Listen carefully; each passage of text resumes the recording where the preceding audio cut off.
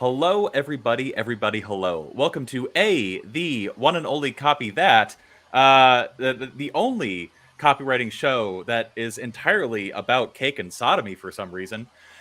Today, I have my lovely colleagues and co-owners Luke and Rod. I'm not sure if they'll be partaking in the thing that I just said, but they will definitely be partaking in what we are going to be talking about today, which is copy critiques. So last week we had a very successful stream where we took the how should I say actual copy that people wrote and we looked at it and we talked about it and it was fun. It was actually delightful and the copy was really good. Like you guys are good. So we're going to continue with that today and we're going to have this be a regular thing. There might be some different streams that we do at various points in the future. However, we are definitely at least once a month, possibly multiple times a month, going to be doing this as a service to people that are a member of the patreon.com/the copy that show.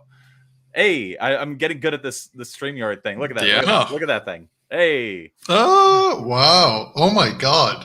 That's so fancy. I know, right? Like I can turn that off. I can do this thing. I could do that. It's amazing. I also could have done like a countdown timer before the stream started, but So before we launch into critiques, we have a question. How do I know what to write about to practice my copy? I will eventually have one of these clickable StreamYard banners for that. But we have an entire playlist called Copywriting 101 that answers that and many other, in fact, over a dozen other of those types of questions. So if you go to youtube.com/copythat, you will see that we have all of the videos that answer those kinds of questions. So any newbie-ish or beginner-ish question that you have, we've made a video about it. So go check it out. Now, I'm going to pull up the copy that we will start critiquing, rather. All right, guys. Let's do the critique. Let's do the stream. We've got a bunch of people watching, so let's give them. Good. Yeah, we got up to like 35, and then I talked about. Yeah, exactly. I just saw it go. Oh my God! I was like, all right, people are here for critiques, yeah. So let's do some critiques, I guess. Absolutely. So let's get started. This is an Amazon book description. The reader, small business owners, managers, executives, and self-improvement junkies wanting to be sharper and more productive. The stage of awareness, problem solution aware. Really quick, let me put it to you this way. And I'm going to ask you guys this. When somebody lands on an Amazon book, how aware do you typically think that those people are? Like most aware. Likely like problem aware, actually. I would say at the least. Oh, really? Problem aware to most aware is probably what we're going to be dealing with. Because think about and you guys can think about this too. What does it need to take for you to get to an Amazon book description? You either need to actively search for the book. Yeah. You need to click on the book after it's heavy by books though. I'm more of a browser. Like I just kind of browse on Amazon or on the Kindle app, and then I see something and I'm just So for me it's more oh yeah, that's a problem I've got. So right.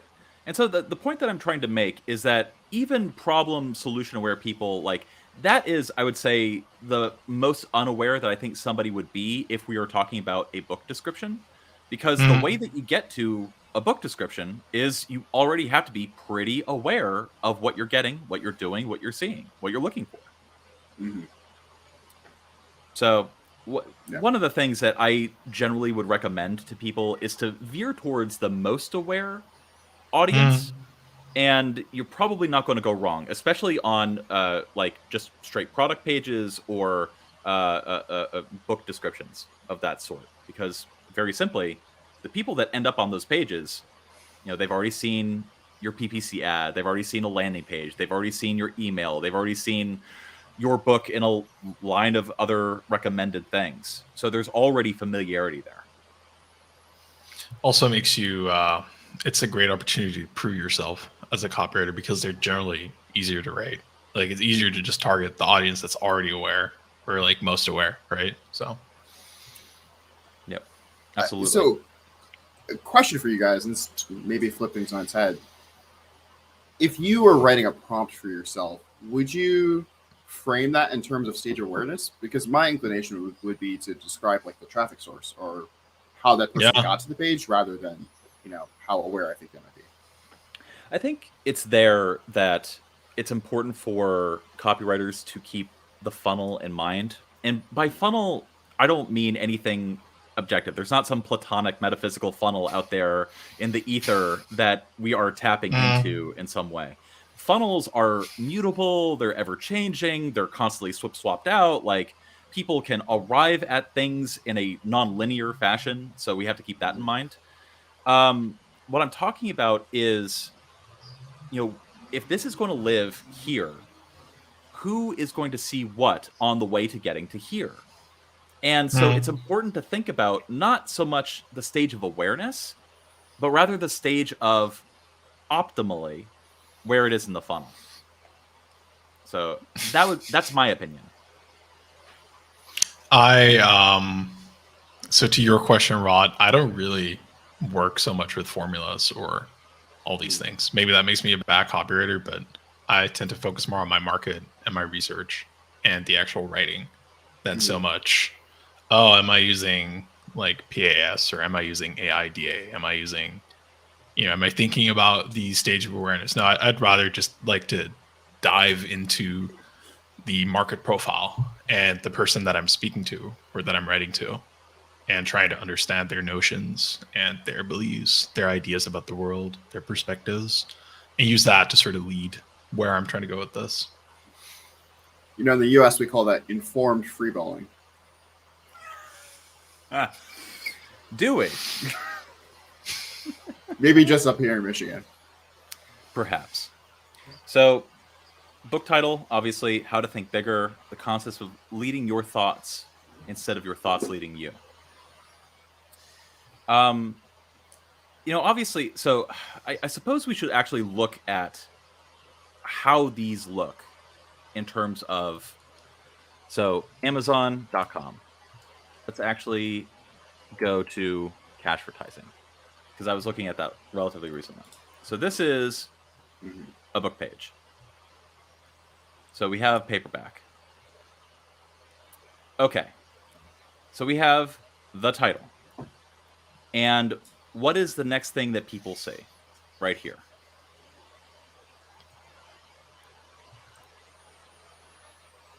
Well, some paragraphs and a ton of bullets. This is basically like teaser text, bullets, fascinations, like a description of what you're going to find in the book. Now, just in terms of format, does it make sense to have a headline there? Like, where would that headline go? I guess there? I guess. So that's something that you got to keep in mind. Like, when you're writing a page, you're not writing in a vacuum. You should actually go look at the format of the pages that you are writing for and then write to that. And with any book page, you're always going to have this little like teaser segment here. There's always going to be a little bit that's above the fold. And so you need to prioritize what's above the fold because 90% of people are not going to click that read more button. So you got to be able to capture people and captivate their attention from this point. And then you got like what? 6 lines? I think I'm seeing here like 5-6 lines. Exactly. So your first 1, 2, 3, 4, 5 lines are your most important there. It's your title, probably who you are, because people buy based on credibility and their attachment to people's credibility. And then your first 5 lines. So that's something that's worth keeping in mind when you're writing for these kinds of pages. So, and also there's a very limited amount of text that you're actually allowed to put into these fields. I think it's something like 500 words or some finite number of characters, I believe. Right? Do you guys actually know? I don't know the number. details. But Yeah. I would say that sounds about right. Like if I sort of like recall the book descriptions I've seen on Amazon, it's not like they're 10 pages long. It's like it's about 1 page, like you see here. Absolutely. Yeah. And so one of the things that also happens is that you have a longer description too. And look at what this book is doing. It literally has almost like a banner, like a really attractive banner, like really good looking. You have this. This actually looks like a screenshot from a website. Yeah, no, absolutely. But it's fully interactable. It has like side. It's like HTML coded, and so like I'm looking at this on the cash advertising page, and it looks good. Like I can already tell you that this is good copy, and a lot of thought and care and attention was put into how this was constructed, where a person's eye is supposed to go, what is supposed to operate in the periphery of other things. And also, since the page is dynamically sized, we know what's going to happen if we shrink the page down to mobile. It still looks good. Nice. So there is attention paid to all those aspects of what we're talking about. Without reading the copy, does it look like that a lot of attention was paid to that here? You mean like visual, like guiding the eye, right? Like layout, or Yeah, not only guiding the eye here, and I'm going to zoom in so people can actually see what I'm talking about.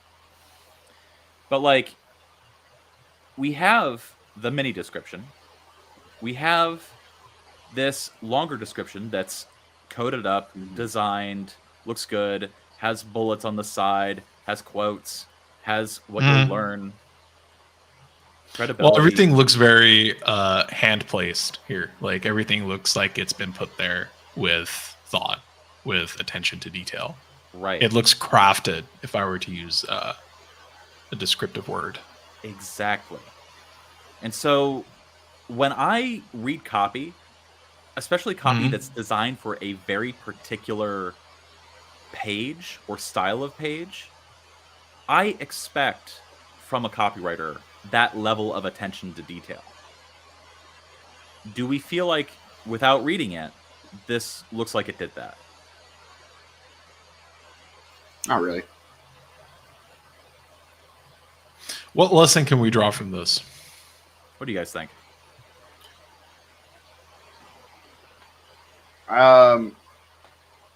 So I think one thing that we can say like that applies to every form of copy that you write is that you need to write with your medium in mind. And so when you are laying out your copy to present to somebody, because obviously, this person's copy that they submitted, they could make some changes to, make it fit that format. But as the person to whom you're submitting it, we have no idea what you have in mind. And so we're just going to read it as if you think this is an essay. And so if that person wants to have those like sidebar boxes, they should have a note, or they should design a sidebar box within their copy so that we can understand the way in which they want it to be seen and presented, so that we can understand how we should be reading it. Let me show you guys a quick trick. Insert table 1 cell. This is a sidebar box. Okay. I'm now going to take that and I'm going to resize it, and I'm going to take this, and I believe you can just move it in. I mean, Microsoft Word, you can. What I used to do is like I just like make a grid of like a 5x5 like table, and then I just make the borders invisible, and I use that to sort of like style the layout of a page. It's very useful also for designers to see how, or at least what layout you have in mind for the copy that you're writing. Also, another lesson I'd like to sort of draw out from this is that you need to look at what's done before you. You're a copywriter. You're not expected to be an omnipotent freaking genius that can just think of everything and that knows how to write everything. It's perfectly okay to grab, like say you're writing about fitness, to grab 5 books, that are about fitness, look how they're doing it, like try to like extract the best principles out of that and then apply it to your own writing. Like just doing that on its own, it's a very simple idea, but it's going to like make your copy a lot better, and it's going to make your client happier, and it's going to make the likelihood of you earning repeat business a lot higher. Yeah, I would agree. Then we also have this very good comment. Got to know your audience. Got to know your format. Konstantinos, I think this is a great takeaway. Keep the skimmers in mind and use more subheadlines. Again, you're writing for people's attention. A lot of people are asking us to break down emails, and they don't realize that we actually have plans and intent in what we're doing. So this is going to come next. Looks like this is going to be Facebook ads, and then we have a welcome email. So very nice. That's going to come later. So when it comes to this, the first thing that I would say is I just don't know what this is writing for. Like, which part of the actual page that you're going to encounter is this being written for? And so, because like you've got three elements, right? You've got the headline, you've got this body paragraph, like almost teaser copy, and then you've got your designed, like fully decked out, almost like a mini sales letter type of thing, right? Like, exactly. Or like a mini ad, something like that. And we can look at other books to see like if this pattern holds up. Here, paperback. So, same thing. And notice how we've just noticed a pattern. Teaser paragraph, bullets. Teaser paragraph, bullets. We've got teaser paragraphs, bullets.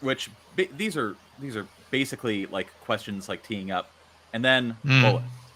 So we've already noticed that there's a pattern here that is worth paying attention to, because if it's working for these two extremely popular books, it's probably going to work for you. And I'm sure if you look up other books, you'll notice exactly that. Yeah, like it's so easy to reverse engineer that. Like just look at books that have lots of ratings and that have very high ratings, and you're gonna see what the format is. Have any of you guys ever written Amazon book descriptions? Yeah, I've literally wrote the description for the Copy That book, No Man's Niche. I thought Lindsay wrote that one. Pardon me. Sort of like what I was trying to get at is that, like, you know, even though we might not have written a book description, this is like the process we'd use to write one that probably is pretty damn good, right? Like, just look at what's been done before, replicate it, use your own content, and you know, you're probably going to do pretty well. Yeah. And so, really quick, we got a question. Is it a teaser paragraph and bullets so that person reading is more inclined to finish reading if they see organized bullets? Let me explain the psychology of how this works. And this is typical above the fold, below the fold sort of psychology. This exists to make you want to either read more or scroll down. This exists to make you want to buy the book. They are two completely different goals. Does that make sense? Can you click read less really quick on that page? Yes. Because you can now see that before the person clicks read more, you still have that like bolded headline type thing plus the little blurb. And so someone can be like, oh, that's intriguing. Let me click to read more. And you so can even like end with like you can end with like an unfinished thought, like at the last line. And like, I can bet you that lots of people are going to press read more because they're going to be like, wait, that thought wasn't like done yet, right? Like, let me read more. Exactamundo. So if we scroll down to the larger description, again, we see, look at this. Really well designed. Look at this. So there's not a whole lot of copy there, but there's still an attention being paid, not just to the copy itself, but to the visual elements as well. And so look at this. Clear what you get from the book. Clear what you get from the book. And that's it. And it doesn't need to be more complicated than that. So, and then we get into reviews and stuff like that. I actually think that the cash advertising page is superior, personally. Agreed. That's just a personal thing. Remember when we did some Amazon product descriptions? It followed the exact same format. Like, what was it? Like the diapers one that we did before? Yeah. Like, absolutely. Teaser copy, bullets, mini ad, or sales page. Yeah. As you start to like look at these books, you'll notice that some different pages do different things. Popular highlights in the book, editorial reviews, as opposed to like the notes from the publisher, the long form description.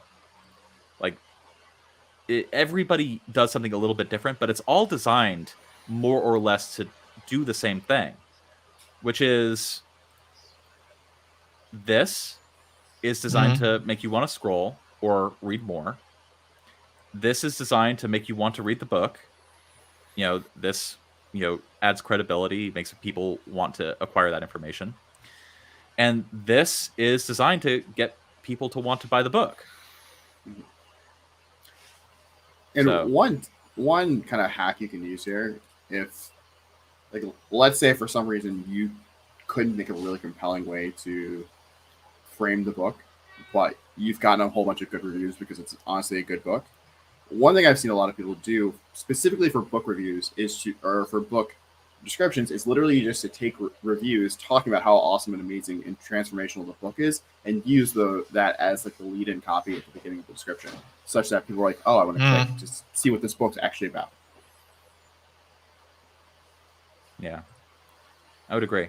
So let's another thing I'm noticing with these like teaser bits, like before you like click the read more button, is that they're like very broad, like they're big questions, like they're very big philosophical topics almost. I wouldn't really say philosophical, but they're very broad questions. Like it's not extremely like focused on one particular thing. It's just to get you interested in the particular topic, I feel. Yeah, let's see. I didn't think that book was very good. You saved money. Let's look at this. This is the teaser text. More than 60 billion online messages are sent on digital platforms every day, and only a select few succeed in the mad scramble for customer attention. That's a good sentence. Yeah, that's good. That makes me want to read more. So that's a good sting. In some circles of writing, that's called a stinger. Your first sentence that just like immediately hooks onto a person's attention. And getting good at stingers is a really, really, really good talent. Like a good skill to cultivate. So let's look at this. So here's the bolded text that would come. I presume that we're talking about this text. Oliver, I think you are watching. So I think so too, yeah. If you wouldn't mind, was this copy meant to go here? Like on this part of the page?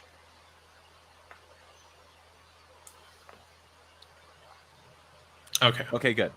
So do you know, Oliver, what the character limit is for this part of the page? I think someone, I don't know if it was him, just said 650 words. 650 words? Or is it... Okay. Cool. Awesome. So... Which is probably characters. Like... No. So 650 characters is like nothing. That's no. 650 words times, or like as characters. Yeah. Got it. So let's actually dig into the copy. Here's the bolded text. Studies reveal you too can use the secret mental hack of born geniuses. This is not possessive. To supercharge your mental performance and productivity. What do you guys think? 4 U's? I've heard it's now the 6 U's, actually. 6. Yeah. So there's the classic 4 U's that we can use to assess bullets, subheads, and titles. So what are the 4 U's? The original 4 U's are urgent, ultra-specific, useful, and unique. Unique in this day and age being especially important. But I believe AWAI has added ultra-relevant and one other one. I'm not sure what the other one is. I'm not aware. Okay. So studies reveal you too can use the secret mental hack of born geniuses to supercharge your mental performance and productivity. Useful? Yeah. Okay. Useful. Yeah. Unique? It's got news factor. I don't know if I would like call it unique, but there's some news factor in it. At least I can see the attempt being made It's to secret, incorporate some of so that. I assume, It's like, rare- here's something new, right? Like, that's what we're trying to hint at, I think. I don't know if I say that's the same as unique, but like, it's trying to show that there's something new. Other Sean came in with the pinch hit. Ultra curious. Thank you very much. Ultra curious. That's not a interesting. word. Well, Yeah, neither is ultra. that just makes me confused. All right.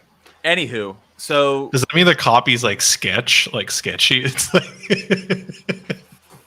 ultra. oh, Curious. sorry. Ultra suspect. Somebody go register the domain ultracuriouscopy.com.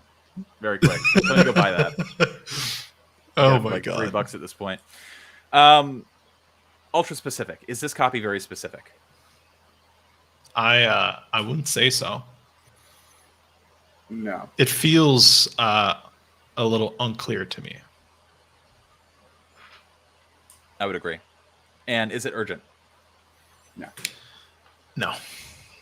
And then let's throw it in. Is it ultra curious? Is Maybe. it sketch? I think it's trying to be ultra curious. Yeah. It's trying to be, yeah. So right now we're hovering around a 2 out of 6, 3 out of 6. So what about ultra relevant? Well, I don't know. I don't know the market too well. Yeah. We were targeting small business owners, right? I don't think so. I've got like an executive role in like some of the work I do, and I wouldn't say this is extremely relevant to my day to day. So You I could would say maybe that- make it. Or sorry, go ahead. after you. I talk too much. You could maybe make it more relevant by transforming the supercharger mental performance and productivity bit into something more tangible, like to save time to do X, Y, Z that your audience wants. But I think as is, it's you need to dig like a level deeper. Yeah, I don't think it's concrete enough. It's like there are promises here. To me, they're a bit unbelievable. I don't really think like, oh, this is legit. And they're very abstract. Like I don't really see like down to earth or concrete examples. So Yeah, for me, I think the opportunity to punch this up, secret mental hack of born geniuses to supercharge this. And what is this? Your mental performance and productivity. Now, I know I did this a lot in the last stream, but do you guys rip the sheets off of your sweaty, naked bodies when you wake up in the morning and go, gosh darn, I need to improve my mental performance and productivity? Only on well, the Tuesdays. problem with these words is that like they can be filled with like meaning in many, many different ways. Like everyone's interpretation of mental performance and productivity is going to be different. And like that is not really good when you're writing copy, because if you're just going to rely on people making an interpretation, I'd rather have people understand what I'm trying to say very clearly rather than trying to like have their own little interpretation and their own way of like filling the bucket of what this word really is. Yeah, some copy is better vague. Like for example, if you're trying to scale on like Google networks or Facebook ads or things like that, sometimes it's better to be vague for the simple fact that like compliance is so strict there. Like there are all these other considerations. But in this particular situation, I think that the copy could be improved by just focusing more on, again, if this is like problem solution aware, well, what's the problem that we're talking about? What's the solution that we're talking about? If people are already aware about it, why are we withholding that? It's a good question. Like, what is the problem here? Like, what's the issue? What's the pain? Yeah. Like, what's the benefit? Exactly. Sorry, I'm interrupting. No. It's okay. It's okay. We've been talking for 44 minutes and we haven't gotten past the headline of this particular product description. So, I'm going to vote that like all these things that we're talking about are things that you, regardless of who you are, if you are the person who wrote this or somebody who is not the person who wrote this, you can definitely think about your copy the way that we are thinking about this copy. Just look at these words and sort of self-assess and sort of grade yourself in terms of how deliberate and how relevant and how pertinent what you're writing is to the person that you're writing to. And think carefully about whether something that you write would connect logically with the audience that you're trying to reach. Here, I think it misses the mark a little bit. How would you guys do this one differently? Like this little headline here. I don't think I would lead in with a studies reveal type.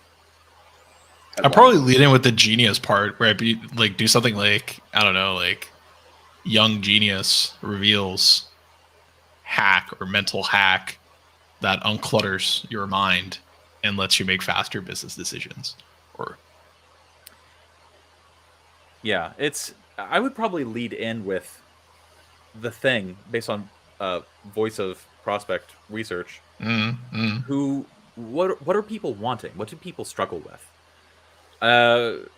Like, for example, if the book has a secret about, I don't know, being more focused, being more plugged in at work, like being dialed in, as it's called, I'm wondering if there are secrets, hacks, ways that would allow me to be in that flow state for longer stretches of time or to enter it easier. And so a lot of entrepreneurs I know have trouble with that, have struggled with that. Mm-hmm. And so I think it's hard to sort of like take an angle with this, because we're not really sure what the direction Oliver was trying to go into, right? Like, this is a bit too abstract. Like, there's not a particular hook or angle that we're trying to go for. Is it like what does mental performance mean, right? Is it feeling better about your work? Is it making decisions faster? Is it being able to think faster? What does productivity mean? Is that being able to handle or deal with your employees better? Is that being able to communicate better? And then what would something like communication mean? Like what is the actual like ultra specific benefit or angle that we're trying to sort of like aim for with this headline? Like, unless we know that, we can't really fix this, I think. So I would do what you said, Sean, and then I would try to rework this. So let's go through this quickly, because I want to make sure that the other people that we are going to review today get a chance to get their copy reviewed. There is a definite link between every highly successful person and child prodigy. This link has been studied by countless psychological and neurological institutes, and it turns out some people are born with this trait and some have to develop it, but everybody can harvest its power to become more organized, get more done, create a better work-life balance, and achieve their financial and personal goals. The trait that lets people from the ghetto become multimillionaires. I feel like that's more problematic than what I said earlier in the stream. Being able to shoot threes? What? Only I can make that joke. You're only allowed to make that joke. I'm allowed to make the stingy jokes. You're allowed to make the basketball jokes. Luke, you're the only one allowed to make British jokes. I'm kidding. We all make fun of the British. Yeah. Anywho, so that was the first point actually in this opening that like really like caught me, made me go like, whoa, like took me out of it. But what do you guys think of everything so far? Good ideas needs better execution. That's what I'm thinking. I would agree. Yeah. I think you could flip this and it would be better. So if you started with like a different variation of that same ghetto comment, then maybe like you can kind of grab people's attention a little bit better. For example, something to the effect of like, why is it that some people are able to make it out of the ghetto and most people, rot there and die there forever? Or maybe even like tell a story like blah, blah, blah, grew up in the ghetto, blah, blah, blah. This happened. Life was like this. Now he's a multimillionaire. How? Right? Did you know that there's a link between this and that? and then expand on it, right? Like I feel that sentence is like has a lot of like intrigue factor. Like there's a lot of things going on there. So I feel pushing that upward could be a lot better. Yeah.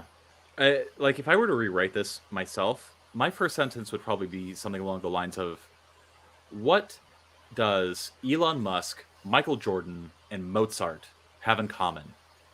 And what do they have in common that you can use to become more organized, get more done, create a better work-life balance, and achieve your financial and personal goals? Question mark.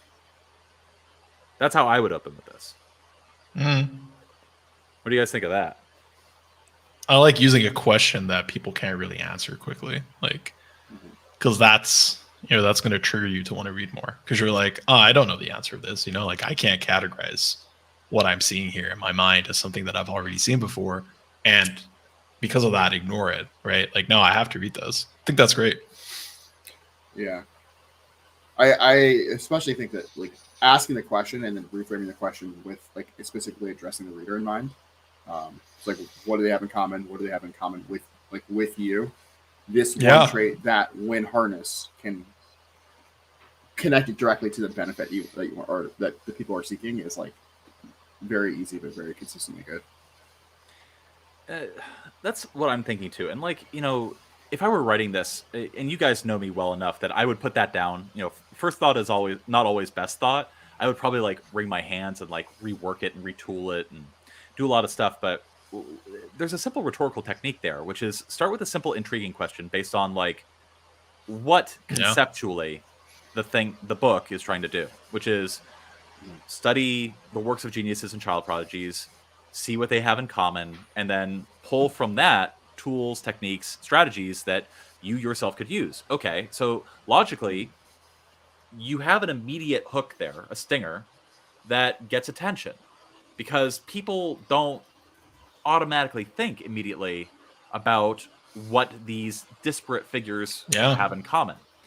I'm thinking of the book Gödel, Escher, Bach, but that's neither here nor there. Nobody needs to read that.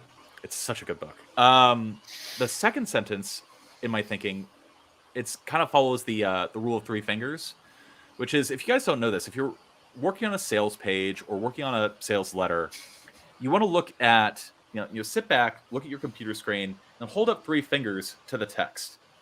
If the headline is here, some benefit, something that is directly beneficial to the reader, needs to fall somewhere within this three-finger range. Like, it's kind of like how if you're at a bar and you're ordering whiskey or scotch, kind of get 2 fingers of whiskey or scotch. Anywho, I was about to make a bad joke, but I think I hit. I felt it coming. I felt it. Rod, not the fingers. Nope, we're not doing it. Should we show that like comment again? Like, you guys are gonna get banned so fast. Goodness gracious. So, anywho, let's move on here. We have the trait Elon Musk, the trait that enabled Mozart. One thing that I would push back on here is traits. I feel like the word habit is more compelling here than traits. And here's why. Trait is inherent. Exactly. So hard to build in, hard to take out. So habits change. Exactly. And so when you're a copywriter, you kind of need to think about things on that very, like, the level of the word and what the word connotes. Because every word that you use has this sort of like sea of meaning operating beneath it. And when you're writing it and when you're reading it, you're not consciously aware of it, but your brain notices these things. And so one of the things that we have to be very deliberate about is thinking about the ramifications and the connotations of the words that we choose. And here, I think trait is a mistake, because if the premise of the book is to learn or pull from what these people have, habits is good, tendencies, maybe, if you're a nerd, tricks, hacks, skills, secret. Ooh. Secrets are always pretty good. So Well, you could call it super efficient thinking or big thinking. Super efficient thinkers or big thinkers possess a secret ability to regulate their thought processes and are able to find the most effective ways to digest information and execute their plans, Pick one. enabling them to do more in less time, learn faster, more effectively, and make wiser decisions in their personal and professional lives. And it was, for a very long time, a secret mental skill only a limited few had access to. What do you guys think of this so far? The reveal of this mechanism. Yeah, Sounds you need difficult. you have to pick one name. Don't True. have to. Yeah.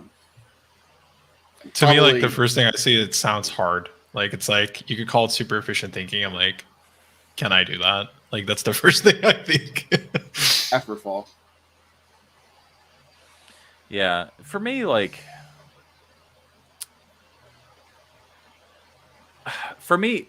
here's my thing. And this is just purely a marketing thing. It's not always optimal to do this, and so you have to be judicious. So don't take what I'm about to say as being gospel or dogma. If the book is Think Bigger, why isn't the mechanism called Bigger Thinking? And then just call it that for the rest of the description and the book. Mhm. Bigger So, thinking like- also sounds easier. Like I think that title could do a lot of heavy lifting for you. Exactly. And I've been resisting the urge to be super nerdy. Like, for example, when I talked about the subtext and meaning and stuff like that, I was almost tempted to talk about Saussurean paradigmatic association. We're not going to do that this stream. We're not doing it. One Could of the be things fun. that's happening here is when you use many different words or phrases to refer to ultimately the same thing, you run an intense risk of confusing people, of losing people, of diluting the effectiveness of what you're calling something in the first place. And none of that's good. It increases cognitive friction, if that makes sense. And you also lose out on the benefit of repetition. And as we all know, repetition legitimizes. So, The reason why that is, and I think I can sort of say this in a very simple way, like Sean just said, like if you've got one word, that word's got different like connotations, right? Like different associations that people have. You start using different words all the time, you're basically building different associations, and people are like, what's going on? Like I've got one association that came from one word, and then I've got another one that came from another word. They're clashing. What is this about? I don't get it. I'm tuning out. Yeah. So that's Yeah. kind of what I'm feeling here. I feel like this part gets weak. I would want to restructure this, move it up to the beginning. This, it's okay. You know, it doesn't wow me. It doesn't like, you know, grab me by the balls and say, make sure that you keep reading. But it also, you know, What kind but of it also copy hits do you time. read, Sean? I prefer to read copy that grabs me by the short and curlies, if you know what I mean. And so, what do I mean? It'll get us demonetized. Don't describe it. So, I would say rework this. You know, this is not a blank page rewrite by any means, but it's definitely like you need to think about like what you want to focus on and the order in which you want to focus on it. Also, just again as a disclaimer, or you know, just as a PSA, like we did last week, we're not trying to just rip this apart and make you feel encouraged. Trying to like look at this with a critical view to help you improve. And anyone that's submitting copy to be critiqued on, you know, live stream, I think is pretty damn brave. Thumbs up for that. And I hope this helps you improve. We have a bad question and a good question. We'll show the good question. Is fear the way to get people to keep reading? I think fear is one way to get people to keep reading something, but ultimately you need to, within the first page of any piece of copy, have some clear articulation of what's in it for them. Like, what are they going to get when they keep reading? And you could do that directly or indirectly, but and you know, for example, one of the things that keeps reading the most and has led to some of the best conversions and conversion rates, especially on the acquisition side in recent years, has been curiosity and fascination, the desire to know more. And that's not connected to fear. So, Sean's I gonna mean, you give can us- hook someone with fear and get them to read, but you're gonna have to show them uh, two compliments from Luke in one stream. Oh, that's funny.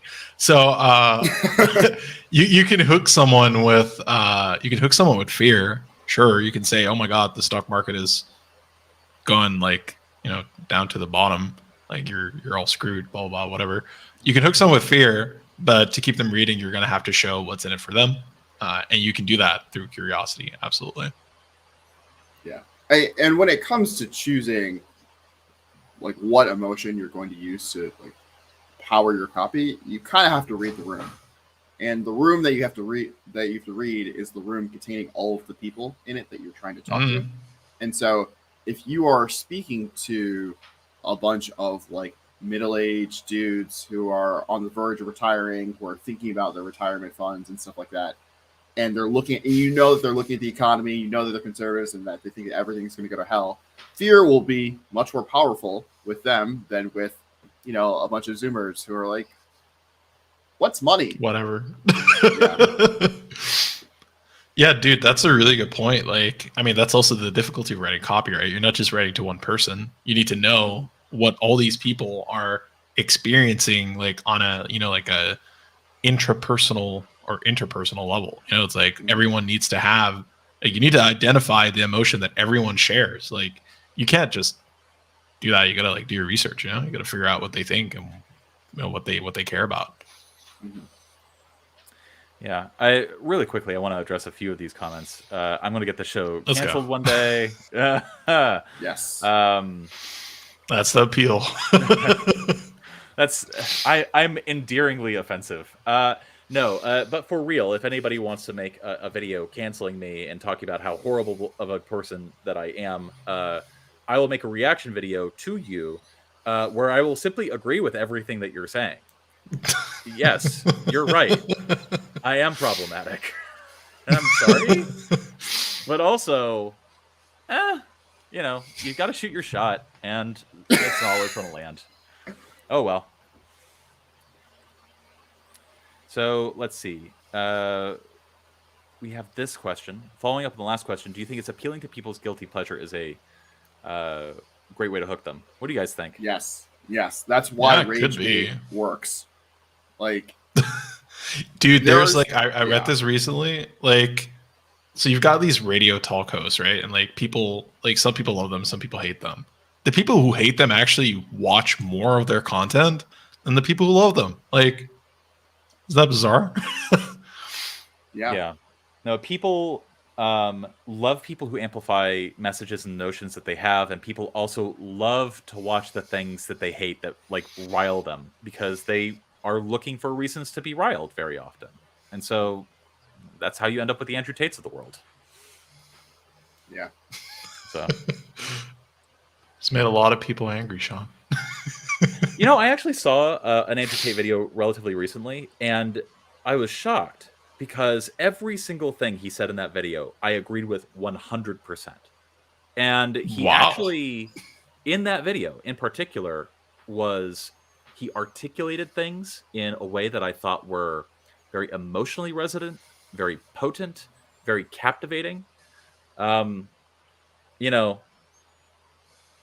then again, like I also like Woody Allen movies, so you got to take the good with the bad, I guess. Yeah.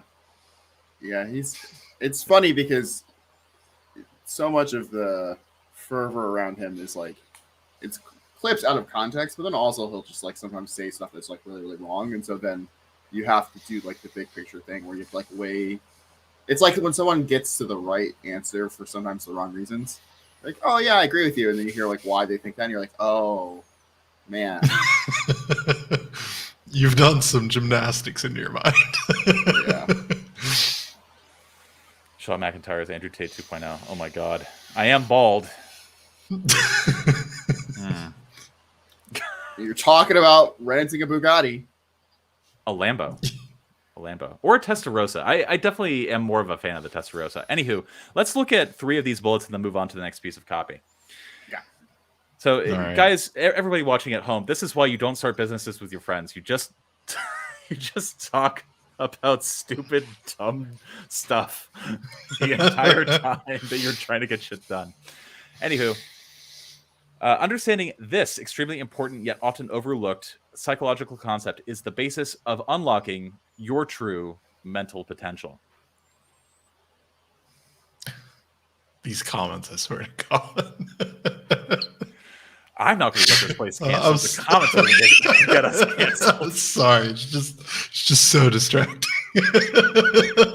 So click banners and you won't see them. There you go. Now Luke has the power to make everybody see where they can go to sign up to our Patreon to get their copy reviewed very slowly by 3 very distractible people.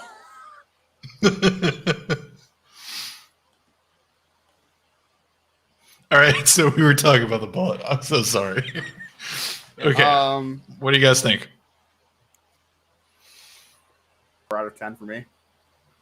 Like I can see where you're going with it, but it's not very specific. I don't know how powerful unlock. Like, what is my true mental potential? When I think about what I think you're talking about there, it may be more effective to sort of signal towards like someone's dreams, their hopes, their aspirations, not just like this fake notion of like mental potential. So like, talk about the kind of success they might be looking to achieve, talk about, how proud they're going to be, how much fame and fortune, like that kind of bullshit. Don't just say your mental potential. Like, yeah. Kyle Milligan, peace be upon him, he, I think, has a very good point, which is he talks about how using the word this, that, these, etc., as this sort of like hollow bucket to create intrigue. He calls it poor man's intrigue. And I would be inclined to agree, with the exception of one thing. I've seen too many pieces of copy that use this where it works. And so you kind of have to like take like all these things into consideration. Like, okay, understanding this extremely important yet often overlooked psychological concept is the basis of unlocking your true mental potential. Is the problem with the fact that it's trying to cheaply gain intrigue, or is the problem with the rest of the bullet? And I would say that overall, the bullet, it just, falls into the same problem that the headline has, which is it thinks it's being specific, but it's not. Again, we're talking about true mental potential. What is that? Does anybody want that? Is anybody eager to get that? I mean, you can cultivate the desire for that, but you have to work for it. Mm-hmm. I think here, like, what I'm noticing here is I think Oliver, he's aware of what he's trying to say here, which could be, the curse of knowledge. Like, what you're trying to say here, but you're kind of getting lost in almost the abstraction of the words that you use, right? Understanding extremely important, often overlooked psychological concept bases. Literally, like the first 50% of this bullet, these are just abstractions. Like, you've not actually said anything specific that I can sort of like latch my mind onto, right? Like, these are all just complex words and they're not really getting to something. I think if you wrote just a bit more specific and a bit more concrete and maybe give an example or be a little less like I see that you're really trying to be curious in your copy. You're really trying to have that intrigue, but I think you need to have more substance, at least in this one. I read ahead, and I think I've diagnosed a problem with this bullet and this bullet that isn't there in this bullet and this bullet. I mean, first off and foremost, these are... two of these are how bullets. It's a similarity, a uniformity of format that I think you would do better to like switch it up more. But I want to ask you guys, time to go back to grammar school. What is the verb here in the sentence? What is the dominating verb phrase? Isn't it to be? To be. Yes, right? To be. Yeah. Is the basis of. So basically everything before is the subject, right? Exactly. Like it's going to be that. Yeah. Subject, Qualified. predicate. Predicate. Yeah. This is the verb. And this is the verb phrase. So here's the thing. If this is the subject, is that an easy subject to understand? Not at all. No. Just saying this concept would already be 10 times easier to understand, right? Like, first of all, like understanding, we've got the ing form. Sorry, I can't recall what it's called at the moment. Extremely, we've got we've got another modifier, important, another modifier, yet conjunction, I believe, often overlooked, often modifying the verb overlooked again, psychological. We've got another modifier on the noun concept. Like, I've got to do so much parsing to understand. And honestly, I don't even understand what this sentence is trying to say. If you just said this concept is the basis of unlocking your true mental potential, probably already understand a little bit better what's going on here. I'll do you one better. Go Unlock ahead. your true mental potential with this extremely important yet often overlooked psychological hack. Yeah.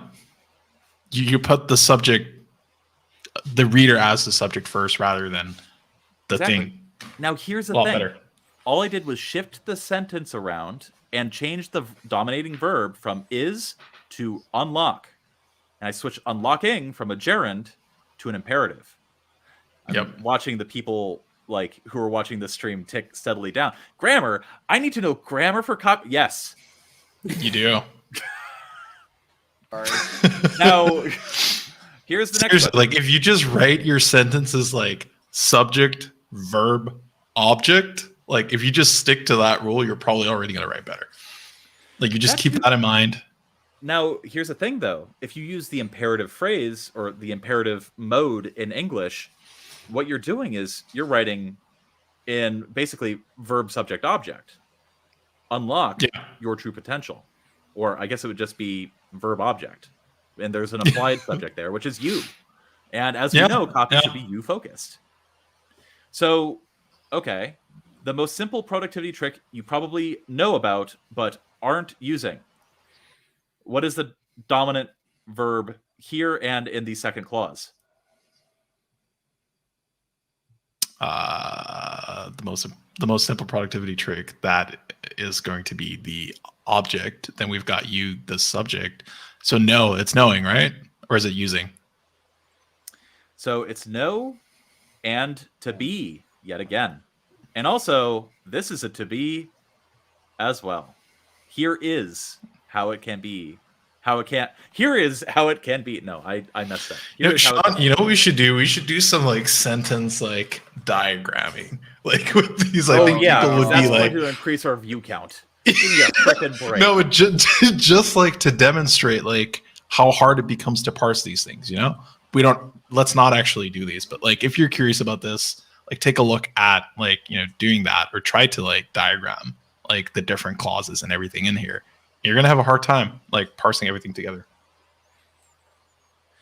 So let's see. Hold up.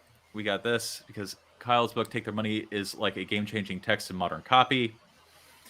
He does, I think here's what Kyle is really good at. And I've known him I've been friends with him for almost a decade. But Kyle is really good at taking information from a lot of disparate sources and filtering it and simplifying it and then redigesting it and making it available so that people can understand it more clearly. I would totally. So here's the thing. Here's a little peek behind the scenes of Copy That. We are trying to divide our content into what's good for the free side, what is worth people paying for. If you want to pay for a Copy That masterclass on improving your copy by understanding grammar, we will do that.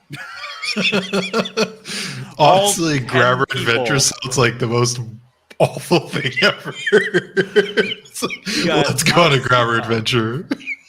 Out to Z-Com Adventure, we got Rod's financial adventure, and we got Luke's sentence diagramming adventure. Dear Lord. Oh my God. I wonder if there's demand, who are interested in that. Make sure to sign up for the, wait for it. Oh my god, dude, that's awful. If you want hot grammar tips from experienced copyright. Anyway, okay. Oh my god. But the dumb thing is that like knowing this stuff actually improves your writing. God. It's It just makes my life so much easier. it's just nobody wants to do it. I mean, I get it. It's extremely boring, but it makes you a better writer. And no, I'm not going to do grammar adventure. Don't worry, guys. Oh god. We'll do worse and more boring things for the master classes. So yeah, we are very conscious of like what scales on YouTube versus what doesn't, and we try to make sure that the stuff that's actually helpful to you, if you want to pay for that, you can get it, and it will definitely improve it. But like ultimately, you can get started in a career of copywriting, in the career of copywriting for free, using the content that we put out for free. That's what we're trying to do. Now, let's go on to the next bullet, because I wanted to point out the problems with these two that are not present in these two. How to use a primary school memory method to supercharge your learning speed. What are the verbs here? Let's see. Use. Bingo, bango. And to supercharge. Learning. Yeah, supercharge. Yeah. Now, here's a free tactic that everybody who's managed to make it this far should use in their copy. The verb supercharge is amazing because it's provocative, but also nobody knows what it means, but also it gets the people going. So keep that in mind. Use supercharge in your copy for real. It's so good. And it's also compliant because it doesn't actually mean anything. Like, what does it mean to supercharge something? Oh, okay. So all you have there are these connotations and evocations. It's very powerful. It is what other copywriters have called a power word. So make sure that verb is in your repertoire of copy. Now, this bullet, I would argue, is much better than the previous two. Would you guys agree or absolutely disagree? Absolutely. Yeah. Yes. It's so much more clear. It's so much clearer, and it feels more beneficial too. I want to supercharge my learning speed. I was about to swear really badly there. What does badly mean for you? Like, because I've heard you swear. Yeah. Let me put it this way. It would have gotten us demonetized, but it wasn't as problematic as the things you said, Rod. Okay. So, but here, again, here is how blind ambition can actually steer you further from your dream lifestyle. Here, I actually think the is okay. You know, it's a conjunction here, or not a conjunction, a contraction here. How blind ambition. Okay, that's very specific. It's unique. I feel it. Blind ambition, I want to know more about that. Can actually steer. Good verb. You focus further from your dream lifestyle. That's a pain point that I want to avoid. I immediately want to. Sorry, I'm like reading copy just makes me want to go. No, Oliver. That was just a dumb joke. That is not. Don't be mean, Sean. I'm trying to compliment this. This is a good bullet. I'm trying to like have a carrot and stick thing here. Do more of this. Do less of this. Oliver, are you still even watching? I think sort of like the easy principle here is like you don't need to be clever, right? You don't need to write in a clever way. You can just write simple sentences using simple words, and that's perfectly okay. Yeah. Clarity. Just focusing on these verbs. Oh, sorry, Rod. I didn't mean to interrupt you. Clarity. That was it. Period. Yeah. Clarity. Period. Try to write with nouns and verbs. Like keep it at that, and typically you'll write in a pretty damn good way. Yeah. Blind ambition, powerful noun. Steer, powerful noun. Powerful verb. Verb. Very nice one. A primary school memory, technically a noun phrase. To supercharge, good verb.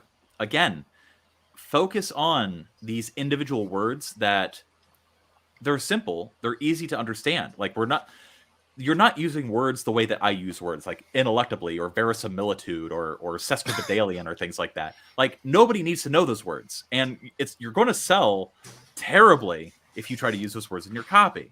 So Yep. keep that in mind. So I would say that Oliver, do you have any other questions about this piece of copy? I think I'd like to move on to the next piece of copy that we can critique. Yes. We were talking about is for a very long time. Hey, you were asking for a grammar adventure. Yeah, it's true. So, Oliver, any questions that you have about this, or do you feel like you have enough that you can use to upgrade, to revise, to rework this?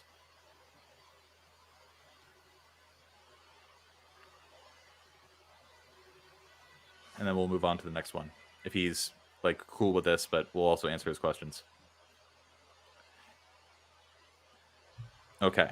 You should move on to others are waiting. Yes. Okay. Awesome.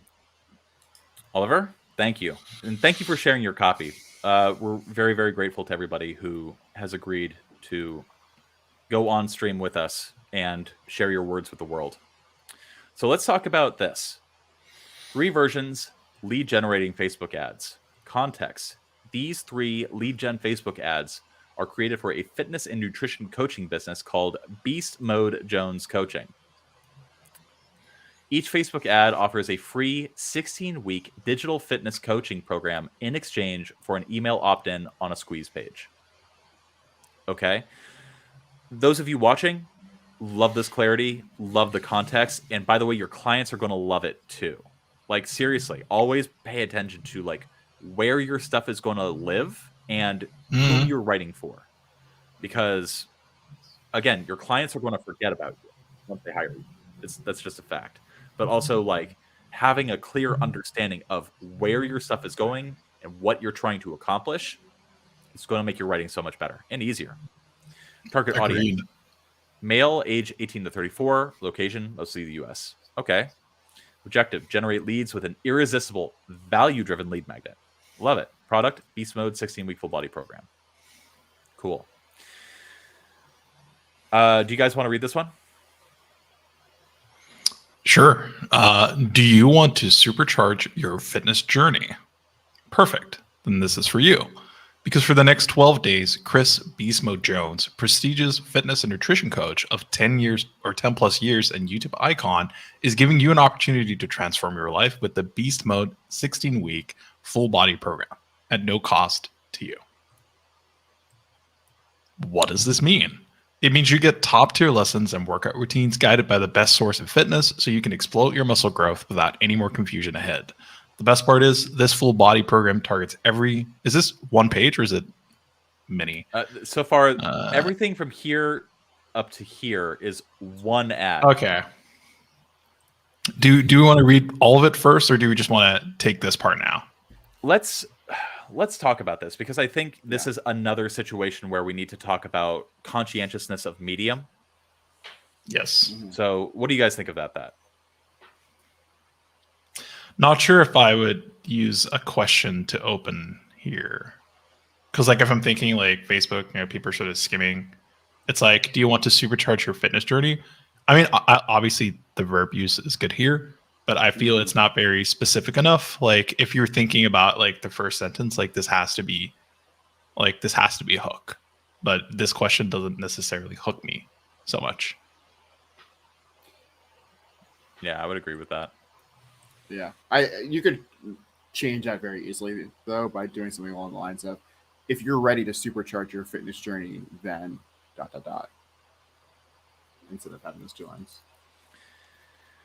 Yeah, I mean, it's one of those very compelling and interesting things where, like, this copy is already, I would say, it's close to good enough to test, but I would say that if I had to nitpick, like, I don't think this question is powerful enough. I think that, agreed, supercharge your fitness journey is less powerful than supercharge your muscle growth without any more confusion ahead.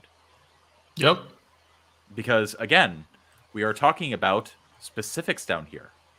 Mm-hmm. How about this? Are Like you that ready? first sentence or paragraph is so important, you know? Oh, the stinger? It's super important. Yeah. Now, here's another different version to think about.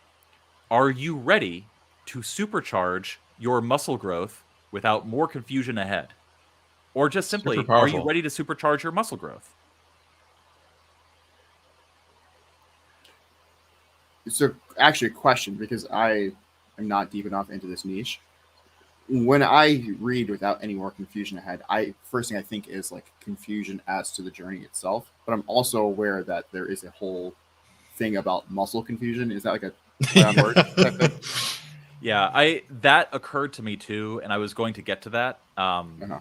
because that's a word choice thing, Mhm. where it's like if you're highly plugged in to the line edit aspect of this, I would say that, well, a lot of people that are in fitness would say that confusion related to muscles is good. Good. But why would I want Yeah. this without this? And that's So you just don't want the misinterpretation, right? You want it to exactly. be about the confusion about the journey. Can we talk about like the first thing and like sort of ask ourselves like what is the purpose, like on a meta level, what the purpose of a question really is? Like it's to challenge the reader, right? Or Yeah. it's to almost I don't want to say confuse, but like pose a question that's intriguing enough that you don't know the answer to it, that you want to read more, right? Like this is basically a rhetorical question. You know the answer to this, it's going to be yes, but that's not very powerful or not very unique. It doesn't really, like, I'm trying to sort of like explain why I think this doesn't hook me, if that makes sense. But I'd like to know what you guys think. That's a tough one because here's the thing. What is the point of a rhetorical question? I have a few answers. I just did that. Notice how I just asked a rhetorical question. Anyway, one of them is to tee up what follows and Mm, essentially get the person asking the question that you were asking. You know, articulating the sort of miasmic thoughts that a person has in their head that they have yet to put to words. People mm. often feel very skeptical about things without realizing why. And so Yeah. getting ahead of that and articulating the question very well, it allows you to address and deal with those skepticisms very directly. It's like objections, right? Like that's the first thing I thought. Like you want to use a Exactly. rhetorical question to address objections. You can also use it to gain micro commitments, yes, no answers. Like you want people subtly nodding their head yes as they're reading your copy. And so rhetorical questions, especially of the do variety, those yes no questions, those are very valuable for those. But I think those are more powerful as either transitions or things that are Mm. later on in copy, especially when you get to the point where you are ready to start like pivoting to an offer, getting people to a CTA, Yeah. because it's at Yeah. that point you want people being like, yeah, I am ready to get my fitness journey on the way. Okay, well then click here. Like it's like, do you want someone who's browsing on Facebook to nod their head when they see this, or do you want them to stop and take note or pay attention to what you're reading? I think you want to do the latter. So, like, Yeah. sort of like the sentence isn't bad, right? It's not bad at all. Well, I mean, it could be bad. It's bad in this position, but like it could be pretty good near the offer or lower in the copy, I would say, like further down. Yeah. These yes no questions, I think those are more powerful there. Yep. But if you're opening with a rhetorical question, you want to do one of two things. You either want to challenge the reader to like Yep. make them very alert and attentive to what you're saying, or conversely, you want to try to articulate a question that they didn't even realize they had. Like for example, I did it in the last piece of copy too. What do Elon Musk, Mozart, and Michael Jordan all have in common? Yeah. You know, that's a thought that you never even knew you had, but now you want to know it. Like I'd actually rather want to get a no in the mind of the reader if I'm posing a rhetorical question here than a yes. Like for example, are you confusing your muscles enough? Right? Like that could be like, am I? Right? Like it could be a different response or a different thought that sort of like comes because of that question. It's almost like you're trying to tease out the relevance to put in front of the person. So Yeah. the Michael Jordan Michael Jackson, LeBron James question. Like by asking that question, you're getting them to realize, hey, these people probably have something in common, and that thing is relevant to me.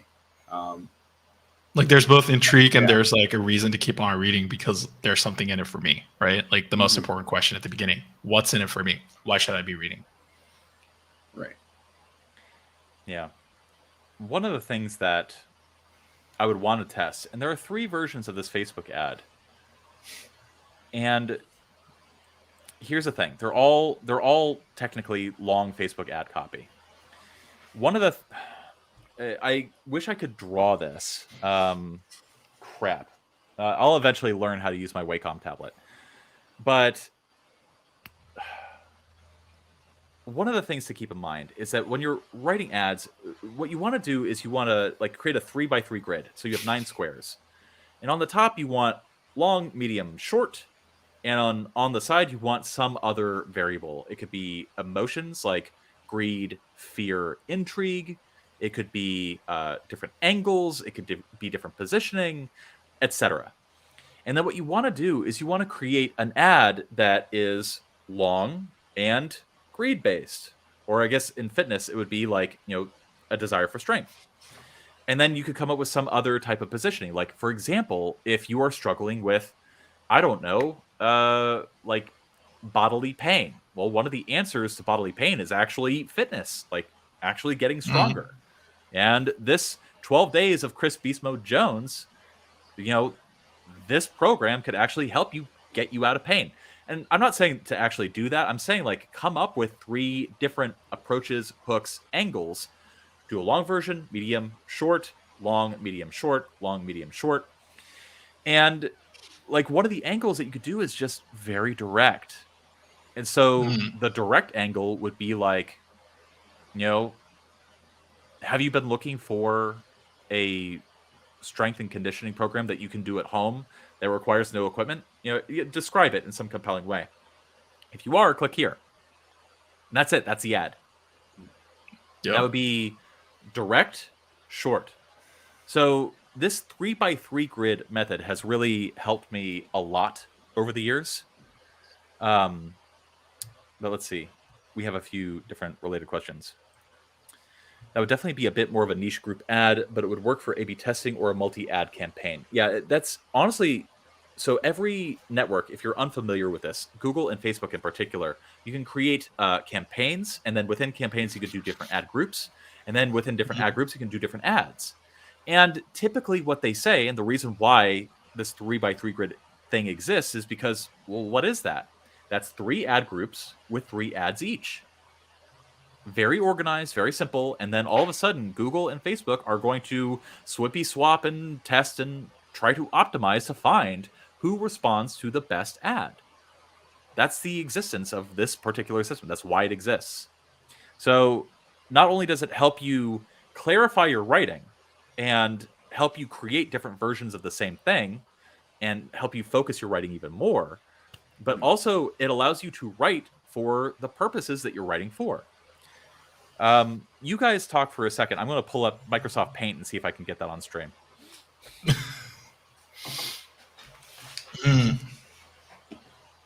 Okay, so do we want to continue talking about like the opener, like the start of this, or Rod, do you want to talk about anything particularly different about this ad?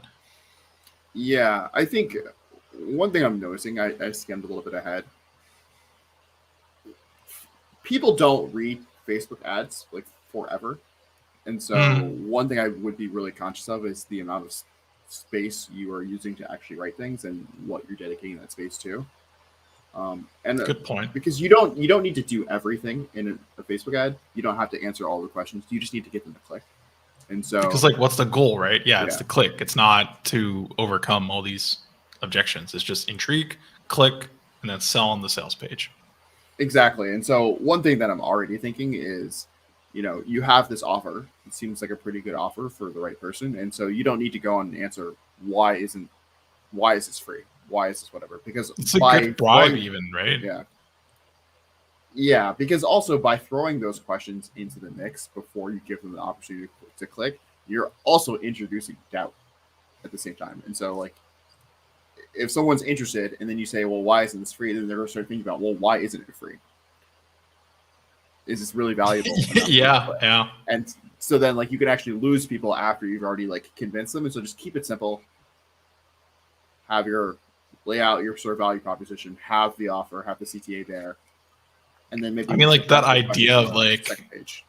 Like that idea of like copy needing to be as long as it needs to be. It's a very vague piece of advice, but when you're thinking about the actual goal, when you're thinking about getting the click, like you can really be a lot shorter in what you're saying. I think like, I don't think you need to do so much.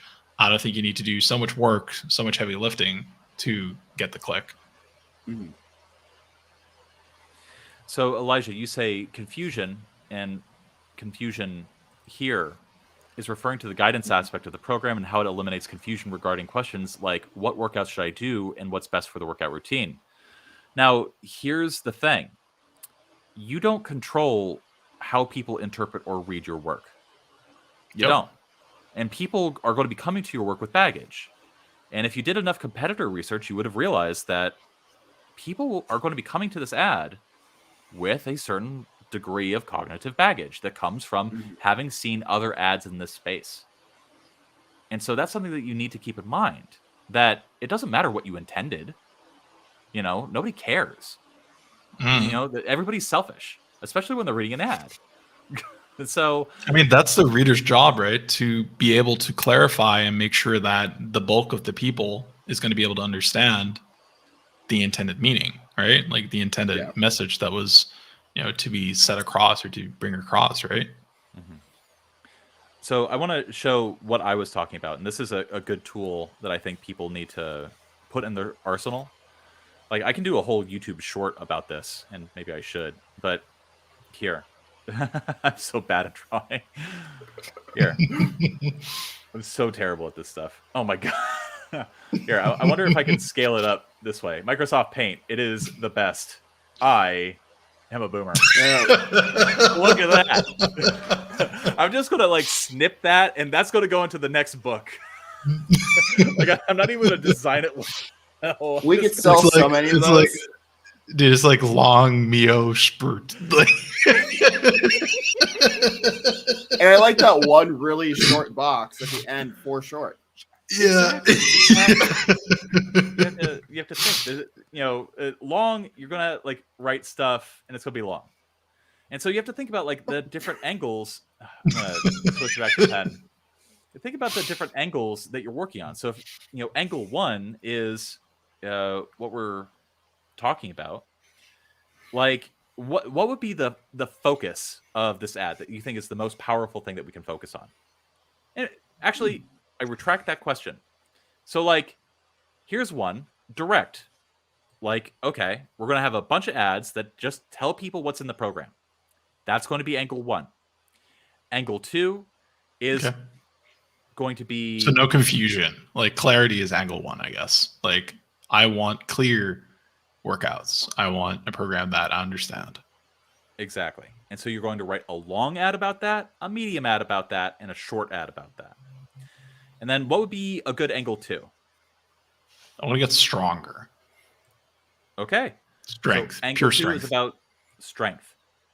So the first bits about that ad are going to be all about either problem solution or, it could even be more indirect than that. Like even telling a story about how a person struggled with something in their life. Like I'll give you guys a real example from my life. There was one point in my life where I was a live-in nurse for my father-in-law at the time. And he was a much larger man, and I had not started working out yet. And I really struggled with, because he was basically paralyzed, and I had to help him move. And there were times where, he was, hanging on the edge of the bed, and I couldn't move him. And so, literally, to, take care of him the way that I needed to take care of him, I needed to be physically stronger than I was. There was one point where it was me and several other people holding him to do the things that a live-in nurse does. And one of the things that he said to the other person holding him was, there's only one person's hands that I feel unsafe in, and it's this guy. And he pointed to me. And that broke my heart. And ever since that experience, I've been hitting the gym hard. I never want to be the person who's not strong enough in a moment of my life again. And so I put together a program that I followed that got me strong enough to not only live my life, but also take care of my family. And you can get it too by clicking on this ad. So, dude, you just freestyle like super good copy. Bravo. So here's the thing. That was a real story. That's a true story that I experienced in my life. And then I attached a CTA to it. And it goes into the actual benefits. It goes into the actual pain points that people can have. Like, that's what we're talking about here. Thinking very carefully about how to approach the people that you're talking to and their needs. So we have a few compliments, but like, and I appreciate it, chat. Thank you very much. But like, honestly, that's a thing that happened to me. And so when you're writing copy, you should feel free to either from the guru or from yourself, dig deep for those actual honest stories that connect to the problems or the products that you're selling, because that's always going to be more emotionally resonant than, are you ready to start your fitness journey? Stuff like that. That's what you want to keep in mind. And so that would be a good example of long copy for angle 2, the story that I just told. And then you can do a medium version of that story. And then you can do something that's also about strength, but perhaps a little bit more direct because it has to be short. And so that's how you would write this. That's how you utilize this tool. And this is useful. Oh, sorry. After you. Like, an important point you're making here that I kind of want to stress is that like you do not have to write different or really, really different like angles with like the long, medium, and short ones. Like, you can just condense and make shorter, I think. Yeah. Oh, sorry. I StreamYard and Microsoft Paint are not getting along well. So, anywho, I wanted to share this tool with you guys because I think it's very useful, and I think it would benefit you, Elijah, because ultimately, like, what you're doing here, you just sat down and you started writing. There's nothing wrong with that. And if you were a little bit more precise and sniping, you probably would have gone to Facebook ads, the Facebook ad library. You would have found copy that was working well and copy that was like scaling well for a very long time. You would have taken those structures, you would have outlined those structures, and you would have tried to make an ad that was similar to those. That's the next level. And then the third level is adding a more strategic campaign level attention to this. This is all stuff that is going to help you in your career, because you can use this for Facebook ads, for PPC ads, for any network ads, for email ads, things like that. So hopefully this tool actually benefits some of you. I'm going to switch back to the non-Microsoft Paint thing. Sorry for making people cry with my story. That was my 2014. There you go. So there you go. Let's see. And then go back to 3 versions, beast mode copy. Boom. So do you guys have anything else you want to say about these particular Facebook ads beyond what we've already said? Do you think go ahead, sorry. Versions, or? One thing I do want to do, because I do have a hard stop at 5, I do want to talk about one other thing, because people earlier in the stream, and I'm sure they're gone by now because of just who we are, but I want to talk about an actual welcome email. So, all right, let's do it. People want to talk about emails. So before we move on, Elijah, I want to ask, what else do you want to know? What else can we do to either critique what you have here, help draw our attention and focus our attention on a very specific thing? What questions do you have?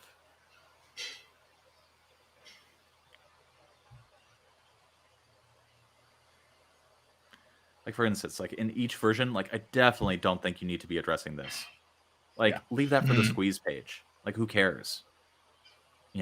Speak about what people want. And when people are looking at a Facebook ad, you don't need to do this. And also the if you're reading this, it's all available thing does not need to be there. Yeah. I would just cut that.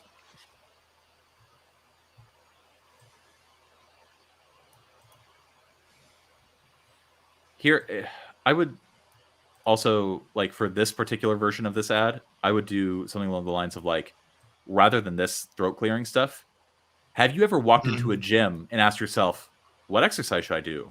What machine should I use? Like, how do I use that machine? How do I lift correctly, etc.? So that would be what I would focus on. Like, it really, like, look at your beginnings, look at your stinger sentences, that very first sentence that you have.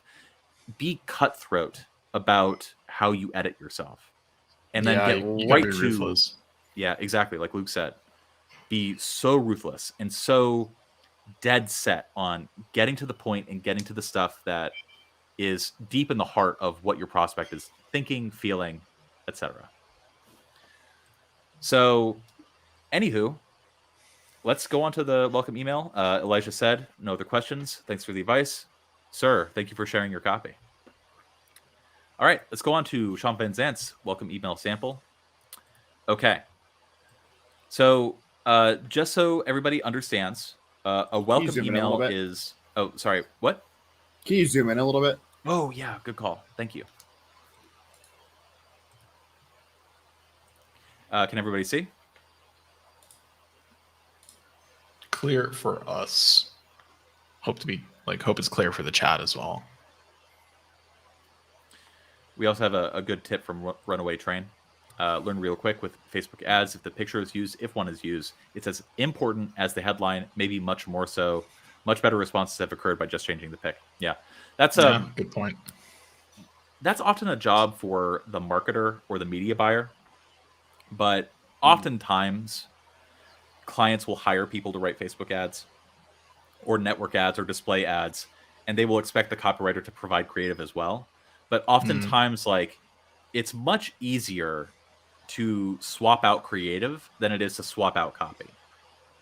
And so not every media buyer is going to have you do graphics, do different creatives and stuff like that. They'll often utilize somebody else for that, but you can, of course, make more money by offering a lot of different creatives for them to swap in and out of. So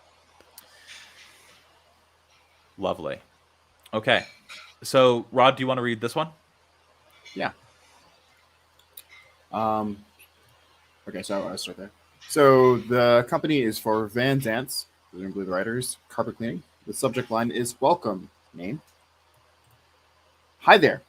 We're so glad that you signed up for our e-newsletter that we're giving you 35% off any of our carpet cleaning services.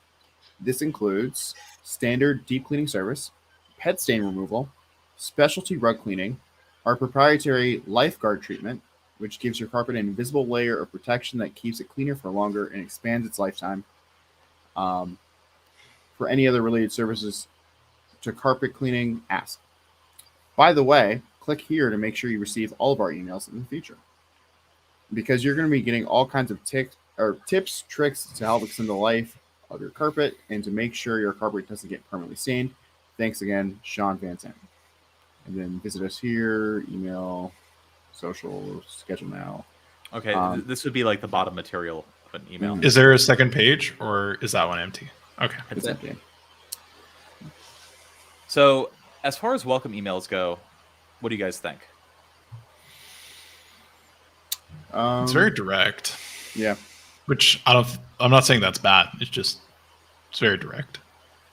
Yeah, for example, for service businesses, for e-com stores, for, pet grooming, things like that, for, tire rotation services, you don't need a wacky, the hustle newsletter style, like, this person jumped on the table and we're going to give you this special report and this thing and the blah. You don't need to do that. The whole point of having an email list for a service business is to get people to pick up their phone and call. Yeah. And so I'd say anyone who signs up for a carpet cleaning e-newsletter is pretty close to the conversion point, right? I mean, how often do you guys sign up for like service newsletters? Probably not very often. Well, I sign up for a lot of them. Well, are you ready to buy when you do, Sean? Maybe a better question. No, I'm just a freak. Okay. Who signs up for these newsletters though? Like if you are thinking about getting your carpets cleaned, do you usually sign up to the newsletter before you hire the company? Yeah, I wonder.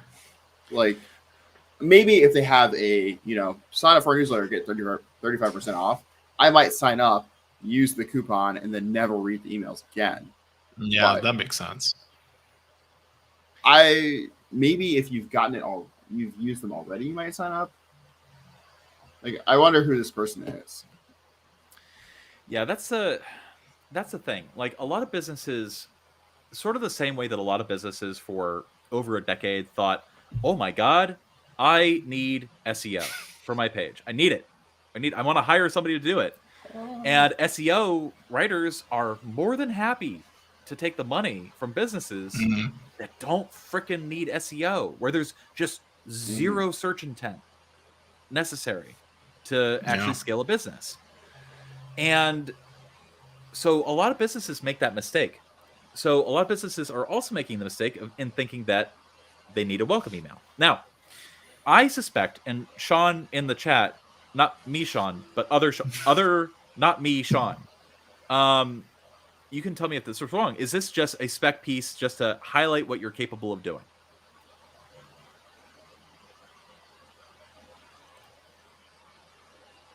This is a good, what I'm showing on screen is a very good point. I signed up for a newsletter for a massage service I use. It lets me keep up with the price changes, employee changes, etc.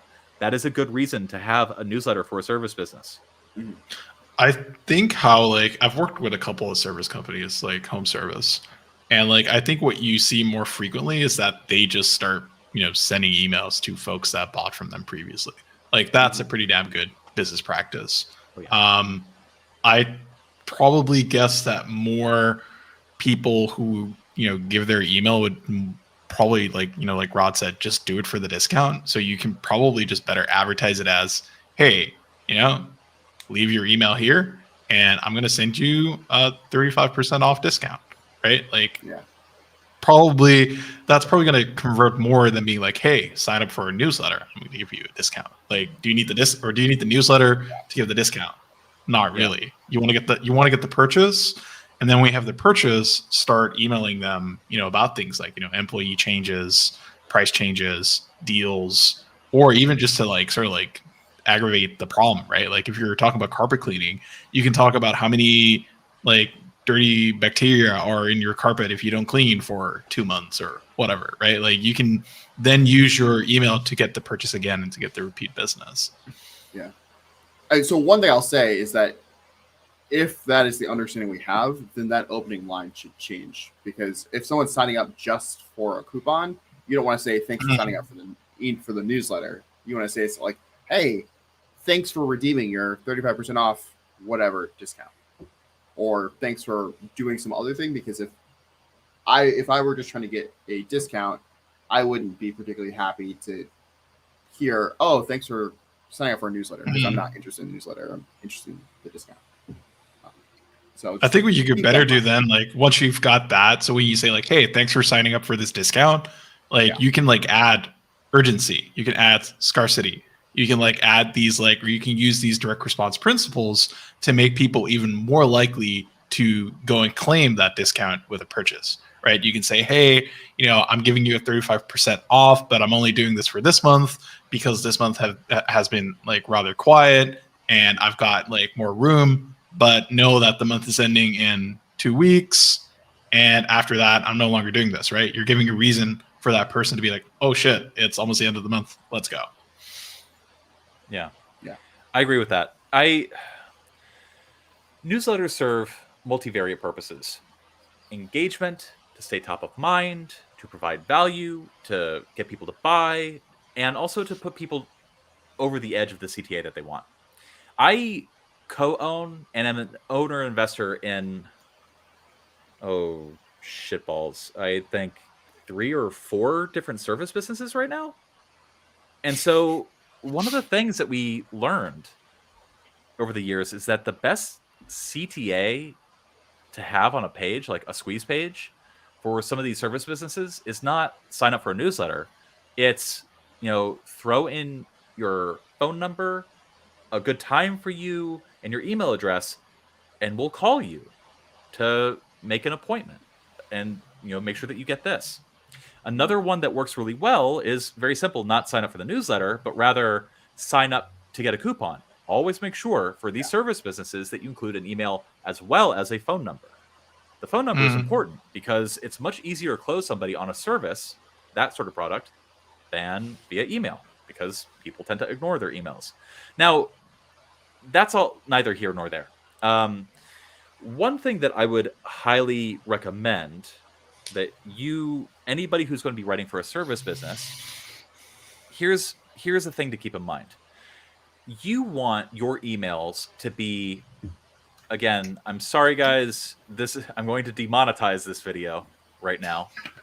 Your emails need to be shit or get off the pot emails. What do I mean by that? What I mean is that every email is an attempt to get somebody to take an action. Not later, but then. And so, especially with service businesses, like if somebody has a Persian rug that they've just been wanting to clean but haven't for years, I know somebody who is in that situation. You need to give somebody a reason to call or to buy. That's most of marketing, giving people a reason to do stuff at that moment. At least direct responses, like delayed brand advertising, delayed response advertising, other creative sorts of copy. That's a different sort of animal. I'm talking about like if you are emailing somebody to try to get them to buy something or do something, like that's the whole purpose of your marketing materials. Now, I want everybody to think about the purpose of a welcome email. It's not just to welcome somebody. And it's also not necessarily to introduce a business. Yeah, it can deepen a relationship, and for info publishing businesses, that's important too. But for a service business, one of the things that you want to keep in mind and do is, well, if you are going to be sending people these shit or get off the pot emails, you need to give a person, or rather ensure that that person is going to receive those emails. So rather than say, we're giving you a 35% off any of our carpet cleaning services, you say, it's time to lock in your discount. You just need to do one thing for me first. Confirm and whitelist our emails. That way we don't get sent to the promotions tab. That way we don't get sent to the spam filter. And then that way you receive the coupon we're about to send you tomorrow.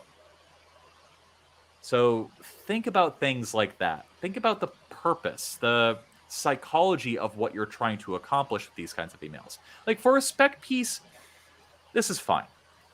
You're obviously not writing for a real carpet cleaning business. But if you were writing for a real carpet cleaning business, you would want to keep that in mind that, like, ultimately, the subsequent emails are going to be like coupons, special deals, updates on the business, things like that. You would only want to write more personality-driven emails if you were writing for a business like called Crazy Eddie's Carpet Cleaning Service or whatever. Come on down to Crazy Eddie's where I'm just going to clean your carpets. I'm going to clean them so good. Carpet cleaning infotainment. Yeah, exactly. A new business category. Like, and here's the thing. Like, every region can support 1 to 5 businesses that use that novelty, that shtick, to attract customers. Every single region. And there are a lot of regions. And so that's something to keep in mind there too. But for this very practical, very direct, hey, sign up, get a coupon, you want to separate that out so that the first email is focused on one thing, get people to whitelist. And then the second email is getting people to, again, poop or get off the pot. I think I've hit my swearing quota for this particular stream. Another thing you can do is you can ask for a reply and say, like, can you send me a yes if you want this coupon? And one great thing that can do for you is that it also improves deliverability because someone replied to your email, which makes you, makes your email inbox or your outbound emails more likely to arrive. Yeah, absolutely. Runaway Train has a very good point here. Now, most CRMs, that customer resource managers and email service providers, if you try to plug in a coupon code into that where it's automated, you can't use an expiration date because, well, that coupon needs to be available for everyone in perpetuity. It's literally an automated email. It needs to sit there. And if you go to the, hold on, I know how to sell our business, the patreon.com/the show.